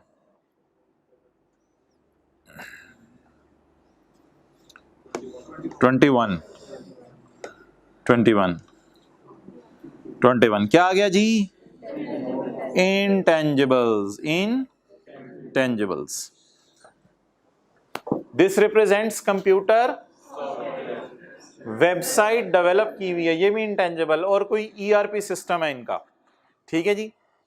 कॉस्ट या ग्रॉस कैरिंग ओपनिंग आ रहा है, एडिशन आ रहा है, डिलीशन आ रही है, क्लोजिंग आ रहा है, कम्युलेटेड अमोर्टाइजेशन, ओपनिंग आ रहा है, अमोर्टाइजेशन आ रही है, लेवल अपना चेक करें जैसे बढ़ता जा रहा है, और ये आ रहा है क्लोजिंग आ रहा है। इनटेंजिबल्स अंडर डेवलपमेंट वगैरह भी कोई इनके नहीं है, under development, work in progress कोई नहीं है।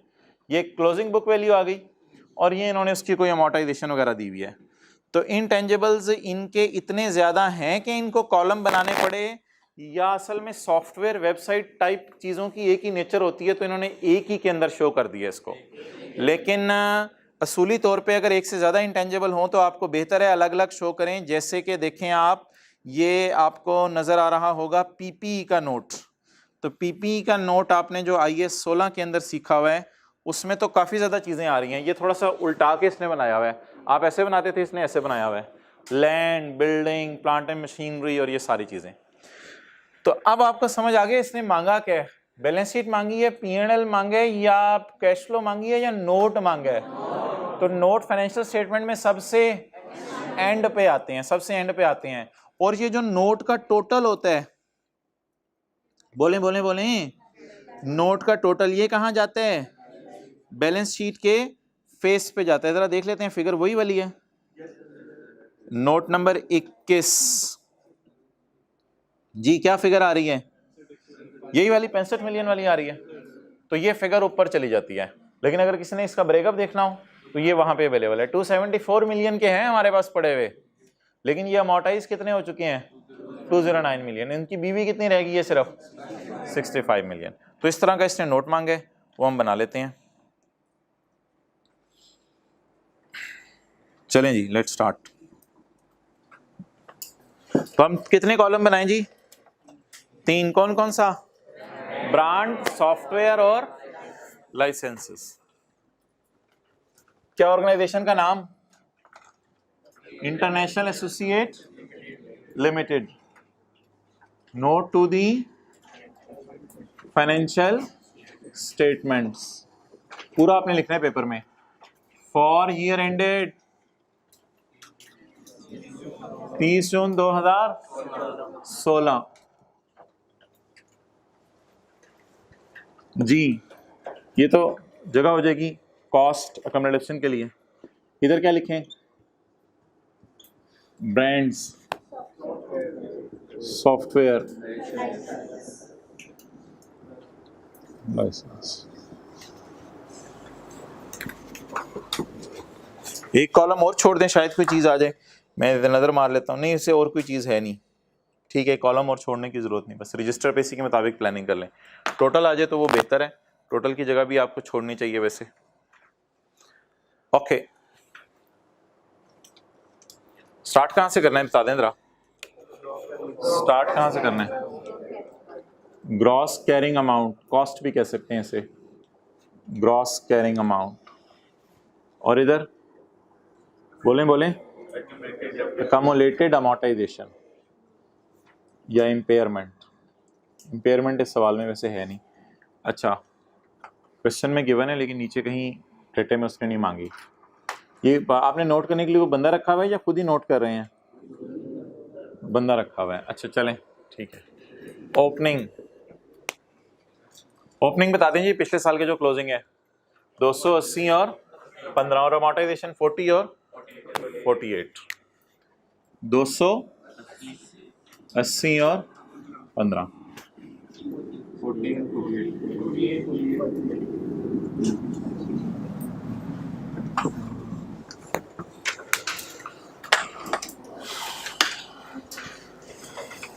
एक और है वैसे एसेट, वो नीचे और आ रहा है, एक कॉलम और डालना पड़ेगा, मादरत। जगह बना लीजिएगा, आपको जगह बनानी आती है। थोड़ी सी पहले जगह निकाल लें, उससे ब्रांड से पहले जगह निकाल लें, साथ लेकर रजिस्टर ले लें। अच्छा जी, पॉइंट 2 पढ़ें जी, पॉइंट 2।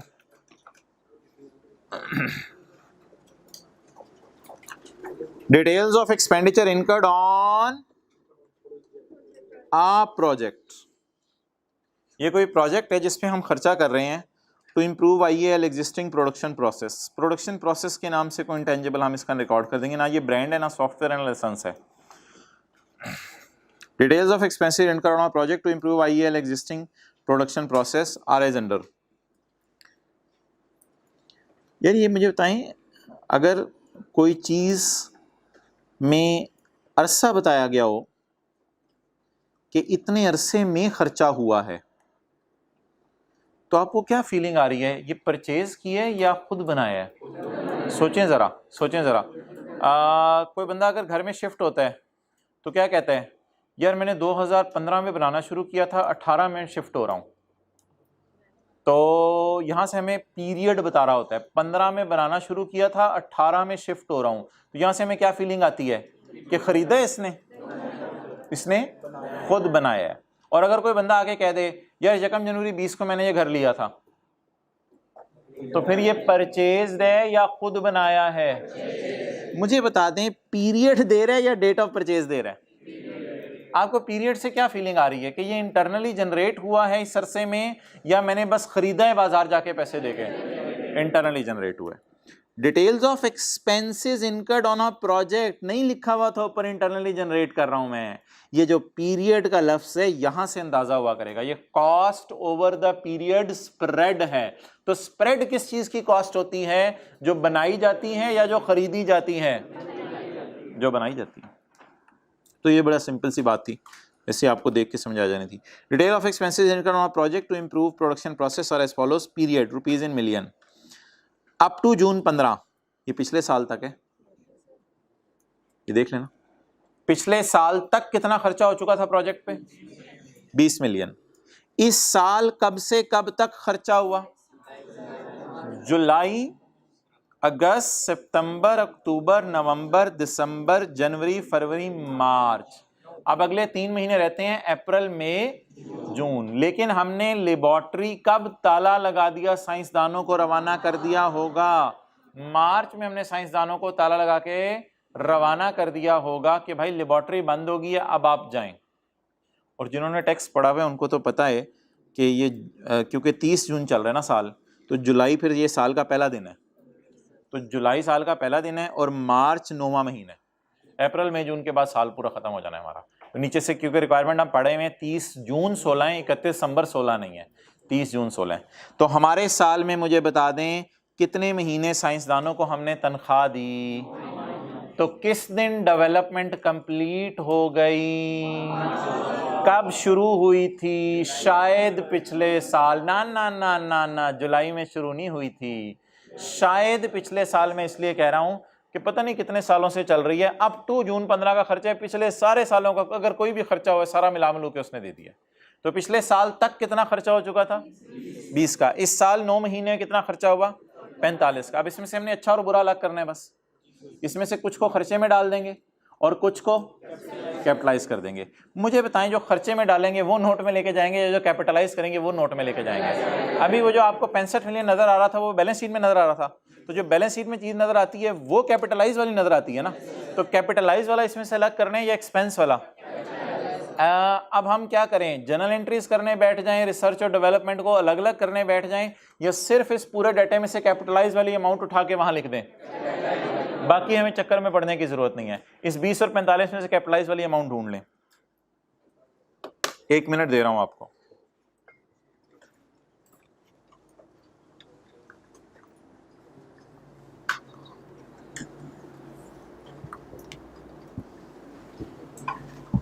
ये लाइन इसको छोड़ें।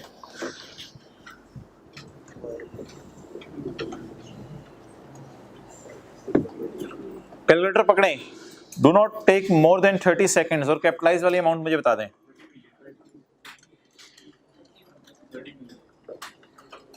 बताएं बताएं।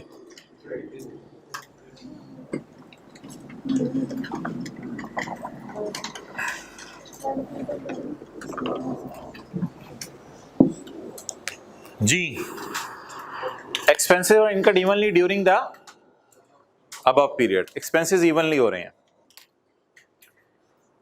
ऑन 30 सितंबर 2015 फील करें, इन दोनों के दरमियान की एक डेट दे रहे हैं। जुलाई पूरा गुजर गया, अगस्त पूरा गुजर गया, सितंबर पूरा गुजर गया। 30 सितंबर यानी हमारे साल के कितने महीने? 3 महीने, जुलाई, अगस्त, सितंबर। On 30 September it was established that project is viable. इसका मतलब है बिफोर 30 सितंबर इट वाज। तो यहां से आपको क्या फीलिंग नजर आ रही है कि क्या करवाना चाह रहा है, 30 सितंबर से पहले क्या करवाना चाह रहा है और बाद में क्या करवाना चाह रहा है, क्या फीलिंग आ रही है कि ये इससे पहले को प्रोजेक्ट 6 क्राइटेरिया की बात कर रहे हैं, लेकिन 6 क्राइटेरिया का लफ्ज़ सब ICAP लिखता नहीं है बच्चों के लिए, वो तो बच्चों को बिल्कुल देखते ही पता चल जाता था 6 क्राइटेरिया। अच्छा यार ये बात समझ आ गई। अब कुछ ऐसे लफ्ज़ ICAP बीच में डाल देता है जिससे बच्चा ज़रा सोचे। तो अब बता दें कमर्शियली वायबल अगर 30 सितंबर को हुआ तो इसका मतलब है इससे पहले कमर्शियली वायबल यानी मार्केट इसको एक्सेप्ट हमारे ख्याल से नहीं करी थी 30 सितंबर, लेकिन 30 सितंबर तक जब हम पहुंचे चीज़ इस काबिल हो गई कि अब मार्केट में हमने पूछा लोगों तो लोगों ने कहा बड़ी ज़बरदस्त चीज़ है। On 30 September 15 it was established that project is commercially viable। आप बता दें 30 सितंबर से पुराने वाला सारा खर्चा कौन सा है, ये पूरा 20, ये भी 30 सितंबर से पहले वाला है, ये तो आगे आए 45 के तोड़ के 2 हिस्से करेंगे। 45 की तनख्वाह कितने अरसे साइंसदानों को दी, 9 मंथ्स आपने साइंसदानों को तनख्वाह दी। इसमें से जुलाई अगस्त सितंबर की तनख्वाह तोड़ के 45 में से इसे भी कहां डाल देंगे, एक्सपेंसेस में, और बाकी 45 में से जो 15 निकाल दिया बाकी कितना बचा, उस 30 को क्या करेंगे, नोट में एडिशन के नाम से डालेंगे या ओपनिंग के नाम से। ओ भाई ये खर्चा इस साल हो रहा है,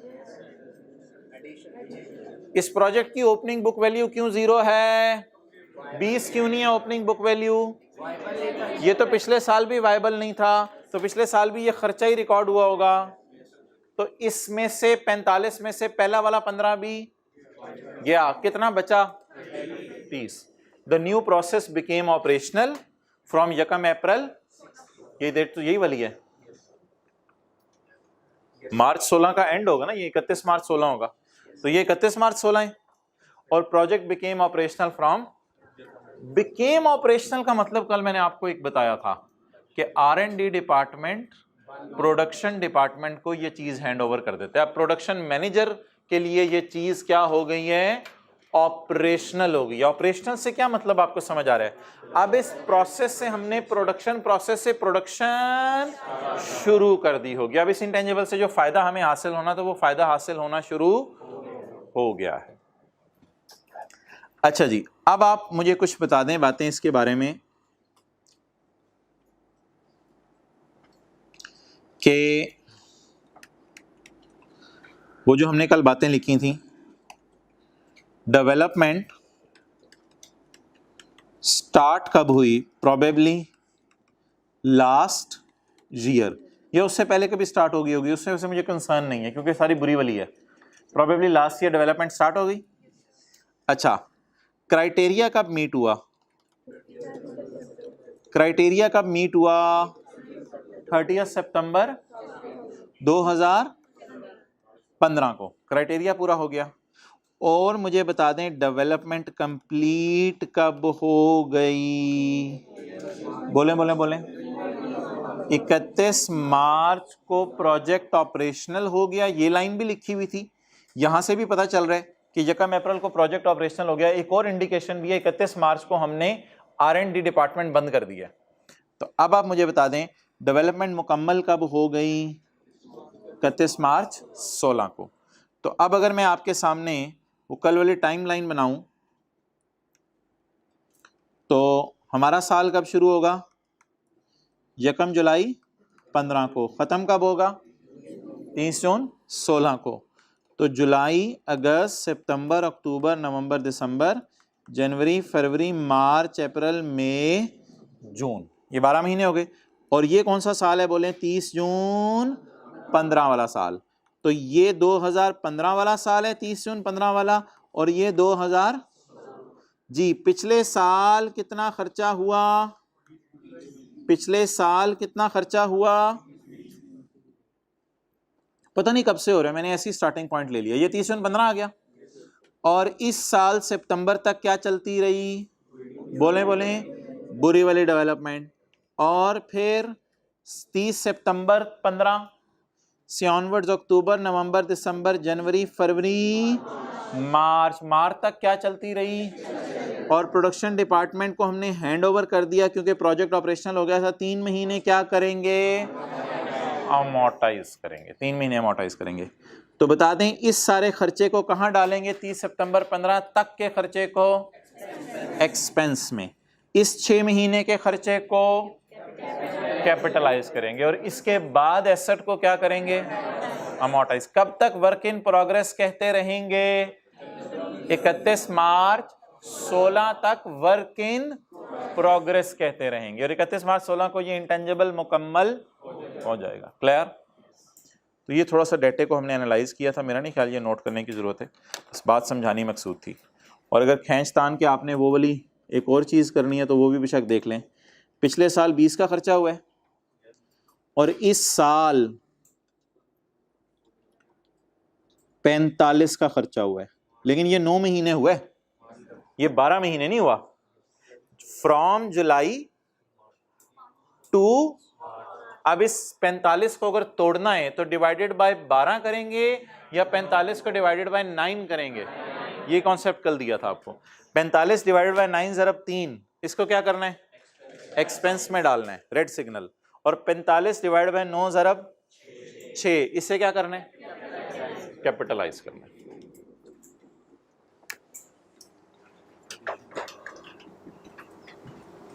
एडिशन।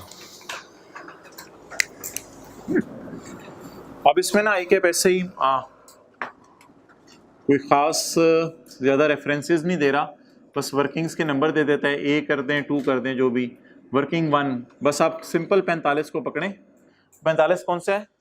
जुलाई, अगस्त, सितंबर, अक्टूबर, नवंबर, दिसंबर, जनवरी, फरवरी, मार्च। 45 को पकड़ के डिवाइड करें 9 मंथ से और मल्टीप्लाई करें 6 मंथ से। अक्टूबर, नवंबर, दिसंबर, जनवरी, फरवरी, मार्च। क्या जवाब आया? 30। इस 30 को क्या कर दें? कैपिटलाइज कर दें। 30 को कैपिटलाइज कर दें। प्रोडक्शन प्रोसेस,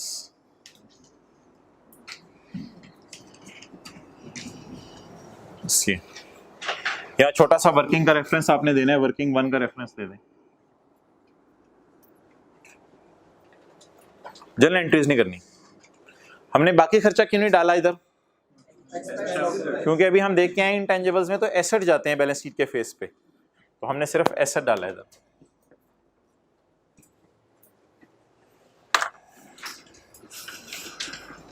साथ ही निकाल लें अमोर्टाइजेशन या वेट कर लें? साथ ही निकाल लेते हैं, इसमें लाइफ दी हुई है, लाइफ दी हुई है।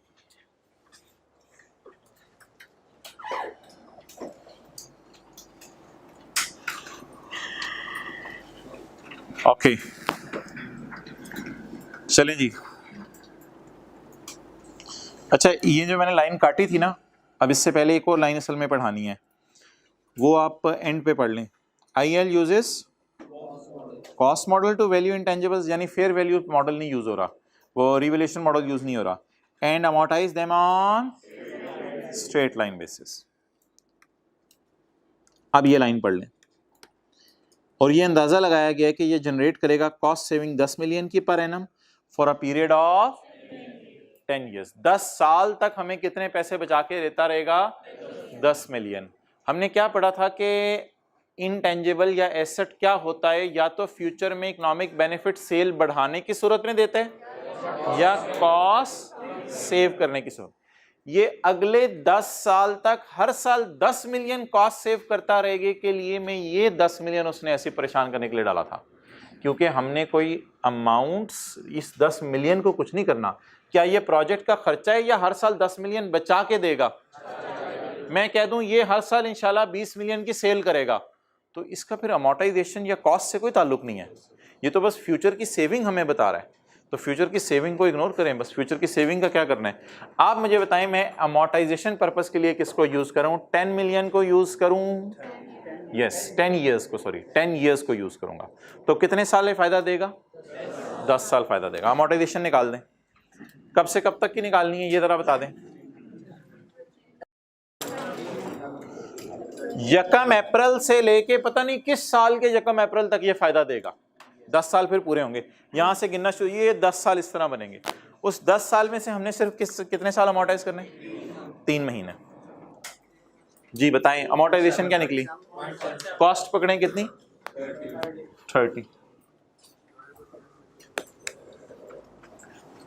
30 डिवाइडेड बाय 10 इंटू 3/12, वो कितना?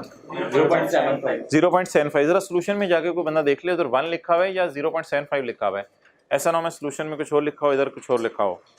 राउंड करके इसको 1 मिलियन कर सकते हैं, बिल्कुल कोई मसला नहीं। एग्जामिनर कोई नंबर 0.75 भी लिखा हुआ, 0.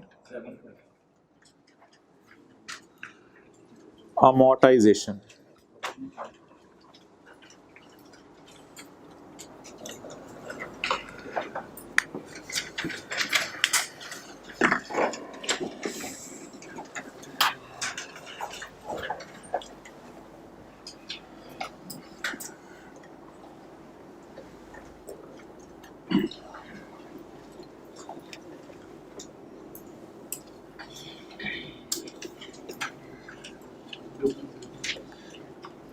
चलें जी आगे आ जाए।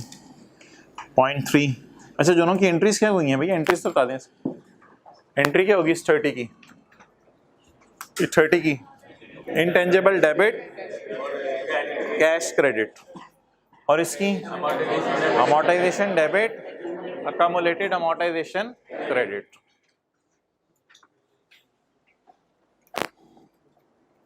पैंतालीस में के तोड़ के आपने कितने हिस्से कर दिए? 2। 45 में से 30 को क्या कर दिया? कैपिटलाइज। और 15 को, अगर 15 की जनरल एंट्री में पूछूं एक्सपेंस डेबिट कैश क्रेडिट, और 30 की जनरल एंट्री पूछूं इंटेंजिबल डेबिट, बाकी 20 की एंट्री मैं नहीं पूछूंगा क्योंकि वो पिछले साल हो गई होगी, एक्सपेंस डेबिट कैश क्रेडिट। चलें जी 0.3। ऑन यकम अगस्त 2015 IEL entered into an agreement to acquire ERP software. यहां तक रुक के बताएं, आगे पढ़े बगैर। किस दिन ERP सॉफ्टवेयर खरीदा? बिल्कुल गलत है। entered into an agreement to acquire, अभी एग्रीमेंट किया है किस चीज का? खरीदने का।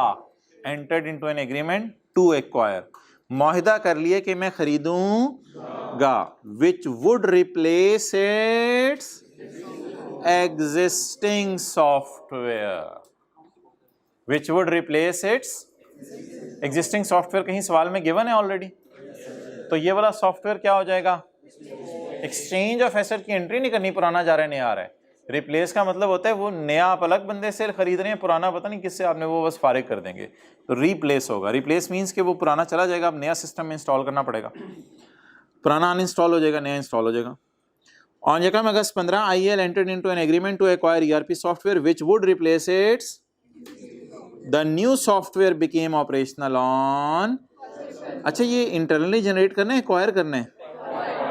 एक्वायर करना है। तो भाई एक्वायर की हुई सारी चीजें इंटेंजिबल होती हैं, खरीदी हुई हर चीज। ये बहस पिछले पॉइंट में आपने मेरे से नहीं करवाई थी, मादरत। ये क्यों इंटेंजिबल है? प्रोडक्शन प्रोसेस ये मानना इंटरनली जनरेट हो रहा है, ना ये ब्रांड है, ना ये मेथड है, ना ये पब्लिशिंग टाइटल है, तो ये इंटरनली जनरेट होने की वजह से इंटेंजिबल था। और इसमें तो बहस ही नहीं करने की जरूरत कि इंटेंजिबल है या नहीं, क्योंकि एक बड़ी सी लाइन लिखी हुई है क्या? एक्वायर। एक्वायर किया हुआ तो सारे के सारे क्या होते हैं? इंटेंजिबल। इंटरनली जनरेट में कभी बहस हो सकती है कि इंटेंजिबल है या नहीं। कल वाला जो सेट ए और सेट बी बना के दिया था, सेट 1 और 2 और ए और बी हेडिंग दी थी। On Yakam August 15, IEL entered into an agreement to acquire ERP software which would replace its existing software. The new software became operational on Yakam April 16। Operation means कुछ दिन में आके उन्होंने install कर दिया होगा। तो एग्रीमेंट हुआ यकम अगस्त 15 को, इस डेट को हम काट देंगे। हमने किस दिन से नया वाला अमोर्टाइज करना शुरू करना है? यकम अप्रैल 16 को। अच्छा आगे सवाल के अंदर जो है वो चले तो लिखा हुआ है IEL incurred following expenditure in respect of ERP software. अब अगेन वो इशू आएगा, कैपिटलाइज या एक्सपेंस, कैपिटलाइज या एक्सपेंस, कैपिटलाइज या एक्सपेंस आउट, तो वो आप मुझे बता दें। परचेज प्राइस, इसको जरा मैं बाद में बताता हूँ क्या करना है। ट्रेनिंग ऑफ स्टाफ अभी सुबह सुबह बताया, एडवर्टाइजमेंट और staff training, expense out. Consultancy charges for implementation of ERP, नहीं पढ़ा लेकिन खुद बताएं। Consultancy charges for installation of ERP, ओ भाई it is major part of project, तो आप इम्प्लीमेंट किए बगैर कर ही नहीं सकते इसको, जिसको आप कहते हैं नेसेसरी कॉस्ट, तो ये नेसेसरी कॉस्ट है। तो consultancy charges will be a part of cost of asset. Okay, इसका क्या करना है भाई? अजम्पशन लेनी पड़ेगी, ये रिफंडेबल है या नॉन रिफंडेबल है। अजम्पशन आसान वाली लेनी चाहिए, अजम्पशन आसान वाली लेनी चाहिए। आसान वाली अजम्पशन ये है कि इसको एज्यूम कर लें ये नॉन रिफंडेबल है, फिर फ़ायदा क्या होगा? एसेट की कॉस्ट में पड़ा रहने दें, पड़ा रहने दें। पेपर में बेशक नीचे नोट डाल दीजिएगा, I assume sales tax is non refundable. मैं नॉन रिफंडेबल एज्यूम कर रहा हूँ, इसलिए 115 को एसेट की कॉस्ट में, 115 में अगर को 15% पड़ा वैसे एसेट की कॉस्ट में पड़ा रहने दें। कल की क्लास के स्टार्ट में आपने मुझे याद कराना है कि अगर यहाँ लिखा होता रिफंडेबल तो फिर इसको क्या करते, वो फिर मैं बाद में बता दूंगा, लेकिन फिलहाल मैं इसे क्या एज्यूम कर रहा हूँ, ये मुझे पैसे वापस, तो फिर कोई परेशानी की बात नहीं, ये एसेट की कॉस्ट का पार्ट है। छोटी सी एग्जांपल कराई थी, रिवाइज कर लीजिएगा, क्लास 1 में करवाई थी, वो एग्जांपल रिवाइज कर लीजिएगा। अब बता दें जी 115 पे डालूं या 115 जमा 5 पे न्यू, 115 पे डालूं या 115 जमा 5 पे डालूं न्यू एसेट, तो एडिशंस में कितना डालेंगे और डिस्पोजल में 80, मैं कॉस्ट साइड की बात कर रहा हूं, एडिशन में कितना डालेंगे और डिस्पोजल में 80। क्लियर? अच्छा आगे चलें। ERP software has an estimated life of 15 years, लेकिन प्लीज पुराने की लाइफ कितनी आ रही है? पुराने की लाइफ कितनी थी? 5 years, और नए की लाइफ 15 years। पुराना मुझे बताएं कब तक इस्तेमाल, नहीं नए की लाइफ में एक और भी बात है आगे, वो मैं भी करता हूं।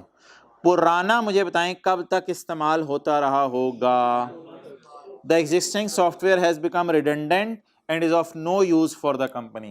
Existing software को मैंने redundant कर दिया है और कहते हैं इसका ऑर्गेनाइजेशन के लिए कोई यूज़ नहीं है। सिंपल सी बात लिख लें, अनइंस्टॉल, बस अनइंस्टॉल कर दिया, एग्जिस्टिंग सॉफ्टवेयर को अनइंस्टॉल कर दिया, बेच भी नहीं सके किसी को। तो लैंड बिल्डिंग तो शायद बेची जाती है, लेकिन इंटेंजिबल्स अक्सर ऐसे होते हैं कि आपको फेंकने ही पड़ते हैं, इनमें को बेच के किसी से पैसे नहीं आए हमारे पास। तो एग्जिस्टिंग सॉफ्टवेयर को हमने क्या कर दिया जी? अनइंस्टॉल कर दिया, रिडंडेंट कर दिया। अब ये किसी के फायदे का नहीं है। ओके, अब आप हजरात मुझे जरा जनरल एंट्रीज बता दें क्या बनेंगी, ऐसे ही टाइम जाया करने के लिए। जनरल एंट्रीज, नए के खरीदने की एंट्री बताएं।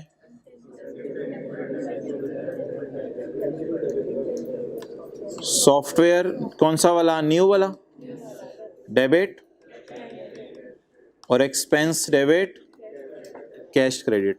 कितनी कॉस्ट थी? 115 जमा 5, लेकिन एक और भी तो था ना, कितने रुपए थे? 2 रुपये टोटल। तो 122 रुपये का हमारा खर्चा हुआ था, उसमें से कैपिटलाइज कितना करेंगे? 120, और 2 किस में डालेंगे? ये क्या होगी? नए की जनरल एंट्री, नए की जनरल एंट्री होगी। अच्छा जी, नए की अमोर्टाइजेशन निकलवा दें, वो पहले पे जरा ठहरें, पुराने को डिस्पोज करा दें, चले पुराने को डिस्पोज करा दें, पुराने को डिस्पोज। रिडंडेंट वन इंस्टॉल करने की एंट्री, बोलें बोलें बोलें। कैश डेबिट आया नहीं? 0, ठीक है, नहीं आया। Cash debit 0, accumulated amortisation debit. अच्छा, और बोलें बोलें बोलें। सॉफ्टवेयर ओल्ड, इसकी कॉस्ट आएगी यहाँ पे, इसकी कॉस्ट कितनी? 80, वो ऊपर से आ रही है, लेकिन प्लीज अकमुलेटेड अमोर्टाइजेशन इसकी 48 नहीं है। अकमुलेटेड अमोर्टाइजेशन इसकी 48 तो ओपनिंग अकमुलेटेड अमोर्टाइजेशन है। आपको पता है ये हमारे साल भी इस्तेमाल हुआ होगा। अब आप मुझे बता दें न्यू सॉफ्टवेयर ऑपरेशनल कब हुआ? तो फिर पुराना सॉफ्टवेयर सवाल ने तो नहीं बताया कब रिडंडेंट किया, लेकिन जरा सोच के बता दें, जाहिर सी बात है एक रिप्लेस का लफ्ज़ उसने लिखा हुआ था, रिप्लेस कर देगा नया सॉफ्टवेयर पुराने को। इसका मतलब है फिर पुराना कब तक यूज होता रहेगा, जब तक नया इंस्टॉल नहीं हो जाएगा। रिप्लेस का लफ्ज़ तो लिखा होता है, रिप्लेस तभी चीज़ होती है, उस चीज़ के बगैर हमारा गुजारा नहीं चल रहा था, तो पुरानी रिप्लेस करके नई हम लाए।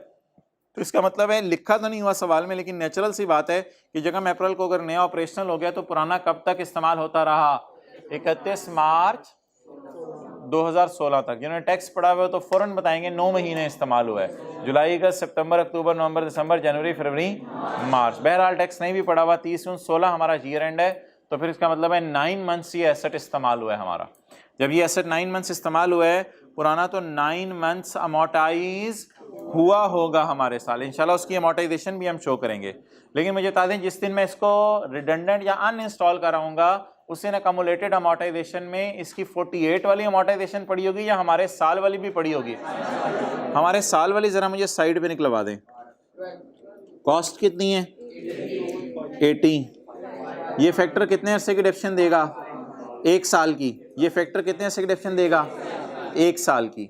100 रुपए का एसेट है, 5 साल लाइफ है, तो 100 डिवाइडेड बाय 5 1 साल की डिडक्शन आती है। ये फैक्टर कितने अरसे की डिडक्शन देगा, हमें कितने अरसे की चाहिए, 3 महीने नहीं 9 महीने की चाहिए। ये नया, ये पुराना वाला है, तो 9 महीने की कितनी बन गई, 12। तो अकमुलेटेड अमोर्टाइजेशन में पिछले साल तक कितनी अमोर्टाइजेशन पड़ी हुई थी, 48, और कितनी डालनी पड़ेगी, 12। टोटल कितनी बन गई, 60। अब जनरल एंट्री पूरी कर लें, लॉस आ जाएगा ना, लॉस निकाल लें, कोई मसला नहीं।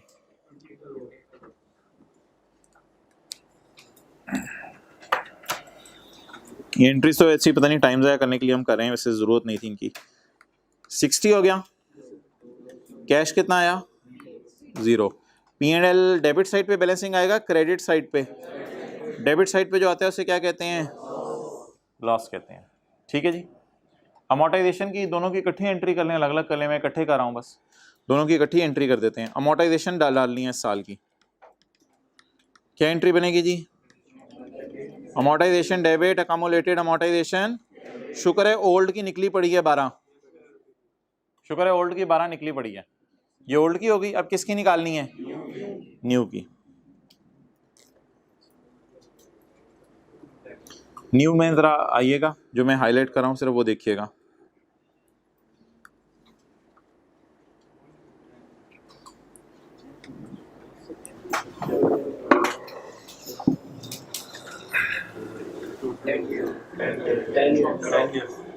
ERP software has an estimated life of, however IEL expect to use it for a period of 10 years। IEL इसको यूज कर रहा है 10 साल। अच्छा, ये इसमें कोई लीगल लाइफ कोई नहीं है, कोई लाइसेंस वगैरह हमने नहीं लिया हुआ कि आप वो शॉर्टर ऑफ के चक्कर में जाएं। ये ना इंट्रो की क्लास का कॉन्सेप्ट है, बच्चों को ना असल में भूला होता है। ये इंट्रो की क्लास का एक कॉन्सेप्ट है, ये ज़रा सुनिएगा। कॉन्सेप्ट क्या था इंट्रो की क्लास में दिया जाता था। एक होती है, ये बिल्कुल इंडिपेंडेंट कॉन्सेप्ट है जो हमने आज उनसे पढ़े हैं। एक होती है इकोनॉमिक लाइफ, एक होती है यूज़फुल लाइफ। गाड़ी की भाई इकोनॉमिक लाइफ 5 साल 6 साल नहीं होती, गाड़ी की इकोनॉमिक लाइफ 30-40 साल होती है। करोला 86 मॉडल जो है अभी तक बड़े लोग पसंद करते हैं उसको। तो गाड़ी की लाइफ 20-25 साल होती है। गाड़ी 20-25 साल कहीं नहीं जाती, आप चले जाते हैं, गाड़ी नहीं जाती।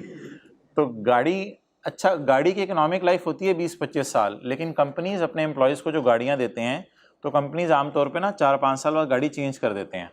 यार नई गाड़ी एम्प्लॉय को ले देते हैं, पुरानी गाड़ी चलाता रहेगा, ऐसे ही एक नाम है हमारी ऑर्गेनाइजेशन का। तो इसलिए कंपनीज क्या करती हैं, इकोनॉमिक लाइफ तो गाड़ी की 25-30 साल होती है, लेकिन आपने अक्सर इंट्रो FR1 की क्लास में देखा होगा गाड़ी की लाइफ कभी 5 साल दी होती थी, कभी 6 साल दी होती थी। वो असल में उसकी यूजफुल लाइफ होती थी। अब ये ERP सॉफ्टवेयर तो 15 साल चलने को तैयार है, लेकिन हमारी नीयत है इसको 10 साल चलाना है। जैसे राइज वाले सरासिफ को गाड़ी लेके दें, बिल्कुल IS 16 वाला कॉन्सेप्ट है ये।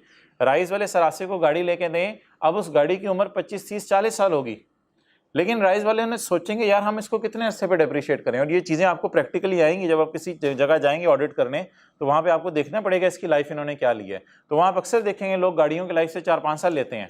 अब आप उसे कहें यार गाड़ी तो 30 साल चलनी है, आप लाइफ क्यों 5 साल ले रहे हो, तो इसमें शॉर्टर ऑफ वाला चक्कर नहीं है, ये एक बेसिक कॉन्सेप्ट है जो इंट्रो में दिया जाता है। क्या कॉन्सेप्ट है ये? Economic life. और आप बताएं ये सॉफ्टवेयर हमारे साथ कितना अर्सा रहेगा? 15 साल रहने को तैयार है, लेकिन मैनेजमेंट की क्या इंटेंशन है?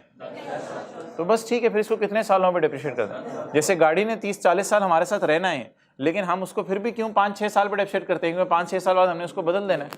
तो इसलिए ज़माना इतनी तेज़ी से बदल रहे हैं, हमने कहा ठीक है 15 साल चलते चले, 10 साल बाद हम इंशाल्लाह कोई नया सॉफ्टवेयर ला के लगाएंगे। तो हमारी क्या इंटेंशन है जी? तो कितने सालों पे अमोर्टाइज करेंगे? लेकिन 3 महीने का फैक्टर भी लगाना है, क्योंकि हमने किस दिन खरीदा है? 1 अप्रैल को। 9 महीने तो पुराना हो गया ना अमोर्टाइज। चलें जी बताएं, ये साइड पे तरह मैं निकाल लेता हूँ इसकी अमोर्टाइजेशन। तो कॉस्ट पकड़ें जी, कितनी है? 120।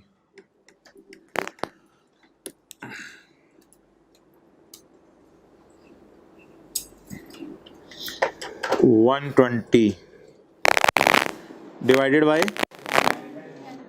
10 मल्टीप्लाइड बाय क्या आ गया? 3। ओके, अब आप मुझे बताएं 12 उसकी होगी पुराने की और 3 किसकी होगी? नए की। टोटल 15। अच्छा, अब मैं कुछ चीज़ें हाईलाइट कर रहा हूँ आपके सामने, आपने मुझे बताना है कि ये चीज़ें सही हैं या गलत है। नोट में क्या जाता है? एसेट और अकामुलेटेड अमोर्टाइजेशन, जो उधर हमने नाम लिखे हुए हैं। नोट में बताएं एडिशन की कॉस्ट कितनी जाएगी? कॉस्ट वाली साइड पे। और डिस्पोजल की कॉस्ट सिर्फ पहले ये मुझे पोस्ट करवा दें, एडिशन की कॉस्ट एडिशन में और डिस्पोजल की कॉस्ट ये आ गई जी। एडिशन में बताएं 120। इसमें वो ट्रेनिंग, स्टाफ ट्रेनिंग नहीं डाली हमने, सिर्फ वो कंसल्टेंसी फीस डाली है और उसकी परचेज प्राइस डाली है। डिस्पोजल 80। ये एडिशन और डिस्पोजल में चला गया। नेक्स्ट। अच्छा जी, ये जब मैं करूंगा तो क्या हो जाएगा? बोलें बोलें बोलें। डिस्पोजल की कम्युलेटेड अमोर्टाइजेशन किताबों से बाहर निकल जाएगी और ये वाली साइड पोस्ट करेंगे भाई, ये वाली साइड, क्योंकि ये तो P&L में जाना है ना, ये P&L में जाना है। असल में एंट्री क्या होती है? टीचर बताते थे अमोर्टाइजेशन डेबिट, एसेट क्रेडिट। तो एसेट कितने से कम हो रहा है? तो ये वाली 2 फिगर्स जाएंगी। अच्छा जी, इसको बता दें अकामुलेटेड अमोर्टाइजेशन 15 की वजह से बढ़ेगी, अकामुलेट होगी, और 60 से कम क्यों हो जाएगी? क्योंकि 80 नहीं रहा, तो फिर 60 भी रखने की जरूरत। इसके अलावा और कोई चीज मेरे नोट में नहीं जाएगी। नोट में सिर्फ क्या जाता है? एसेट की कॉस्ट, एसेट की कॉस्ट। ये इस साल की अमोर्टाइजेशन है, ये इस साल की अमोर्टाइजेशन है, जिसकी एंट्री क्या बनी है? अमोर्टाइजेशन डेबिट और accumulated amortisation account credit. Accumulated amortisation account please मैं बना रहा हूं इधर, अमोर्टाइजेशन अकाउंट नहीं बना रहा। Amortisation debit, accumulated amortisation credit. ये फिगर बढ़ाएगी क्यों? क्योंकि पुरानी अमोर्टाइजेशन पड़ी होंगी, उसमें ये वाली अमोर्टाइजेशन डाल देंगे। लेकिन ये क्यों बाहर निकालेंगे? आप बता दें 15 और 60 के साथ साइन कौन सा यूज करना है? अमोर्टाइजेशन 15 कितनी? नोट करें। कल मैं आपके आने से पहले कोशिश करूंगा ये बना लूं, फिर यहीं से आगे इंशाल्लाह शुरू करेंगे। अच्छा, वो बच्चे होते थे एक ज़माने में, हम आगे से पढ़ आए हैं सर, वो कोई है इस क्लास में? आगे वाला भी यानी पूरा सवाल पढ़ा है? ऐसे हैं बच्चे आजकल आ रहे हैं? वो टीचिंग कर रहे हैं बच्चे। अच्छा चलो ठीक है जी, ओवर, ख़त्म करें।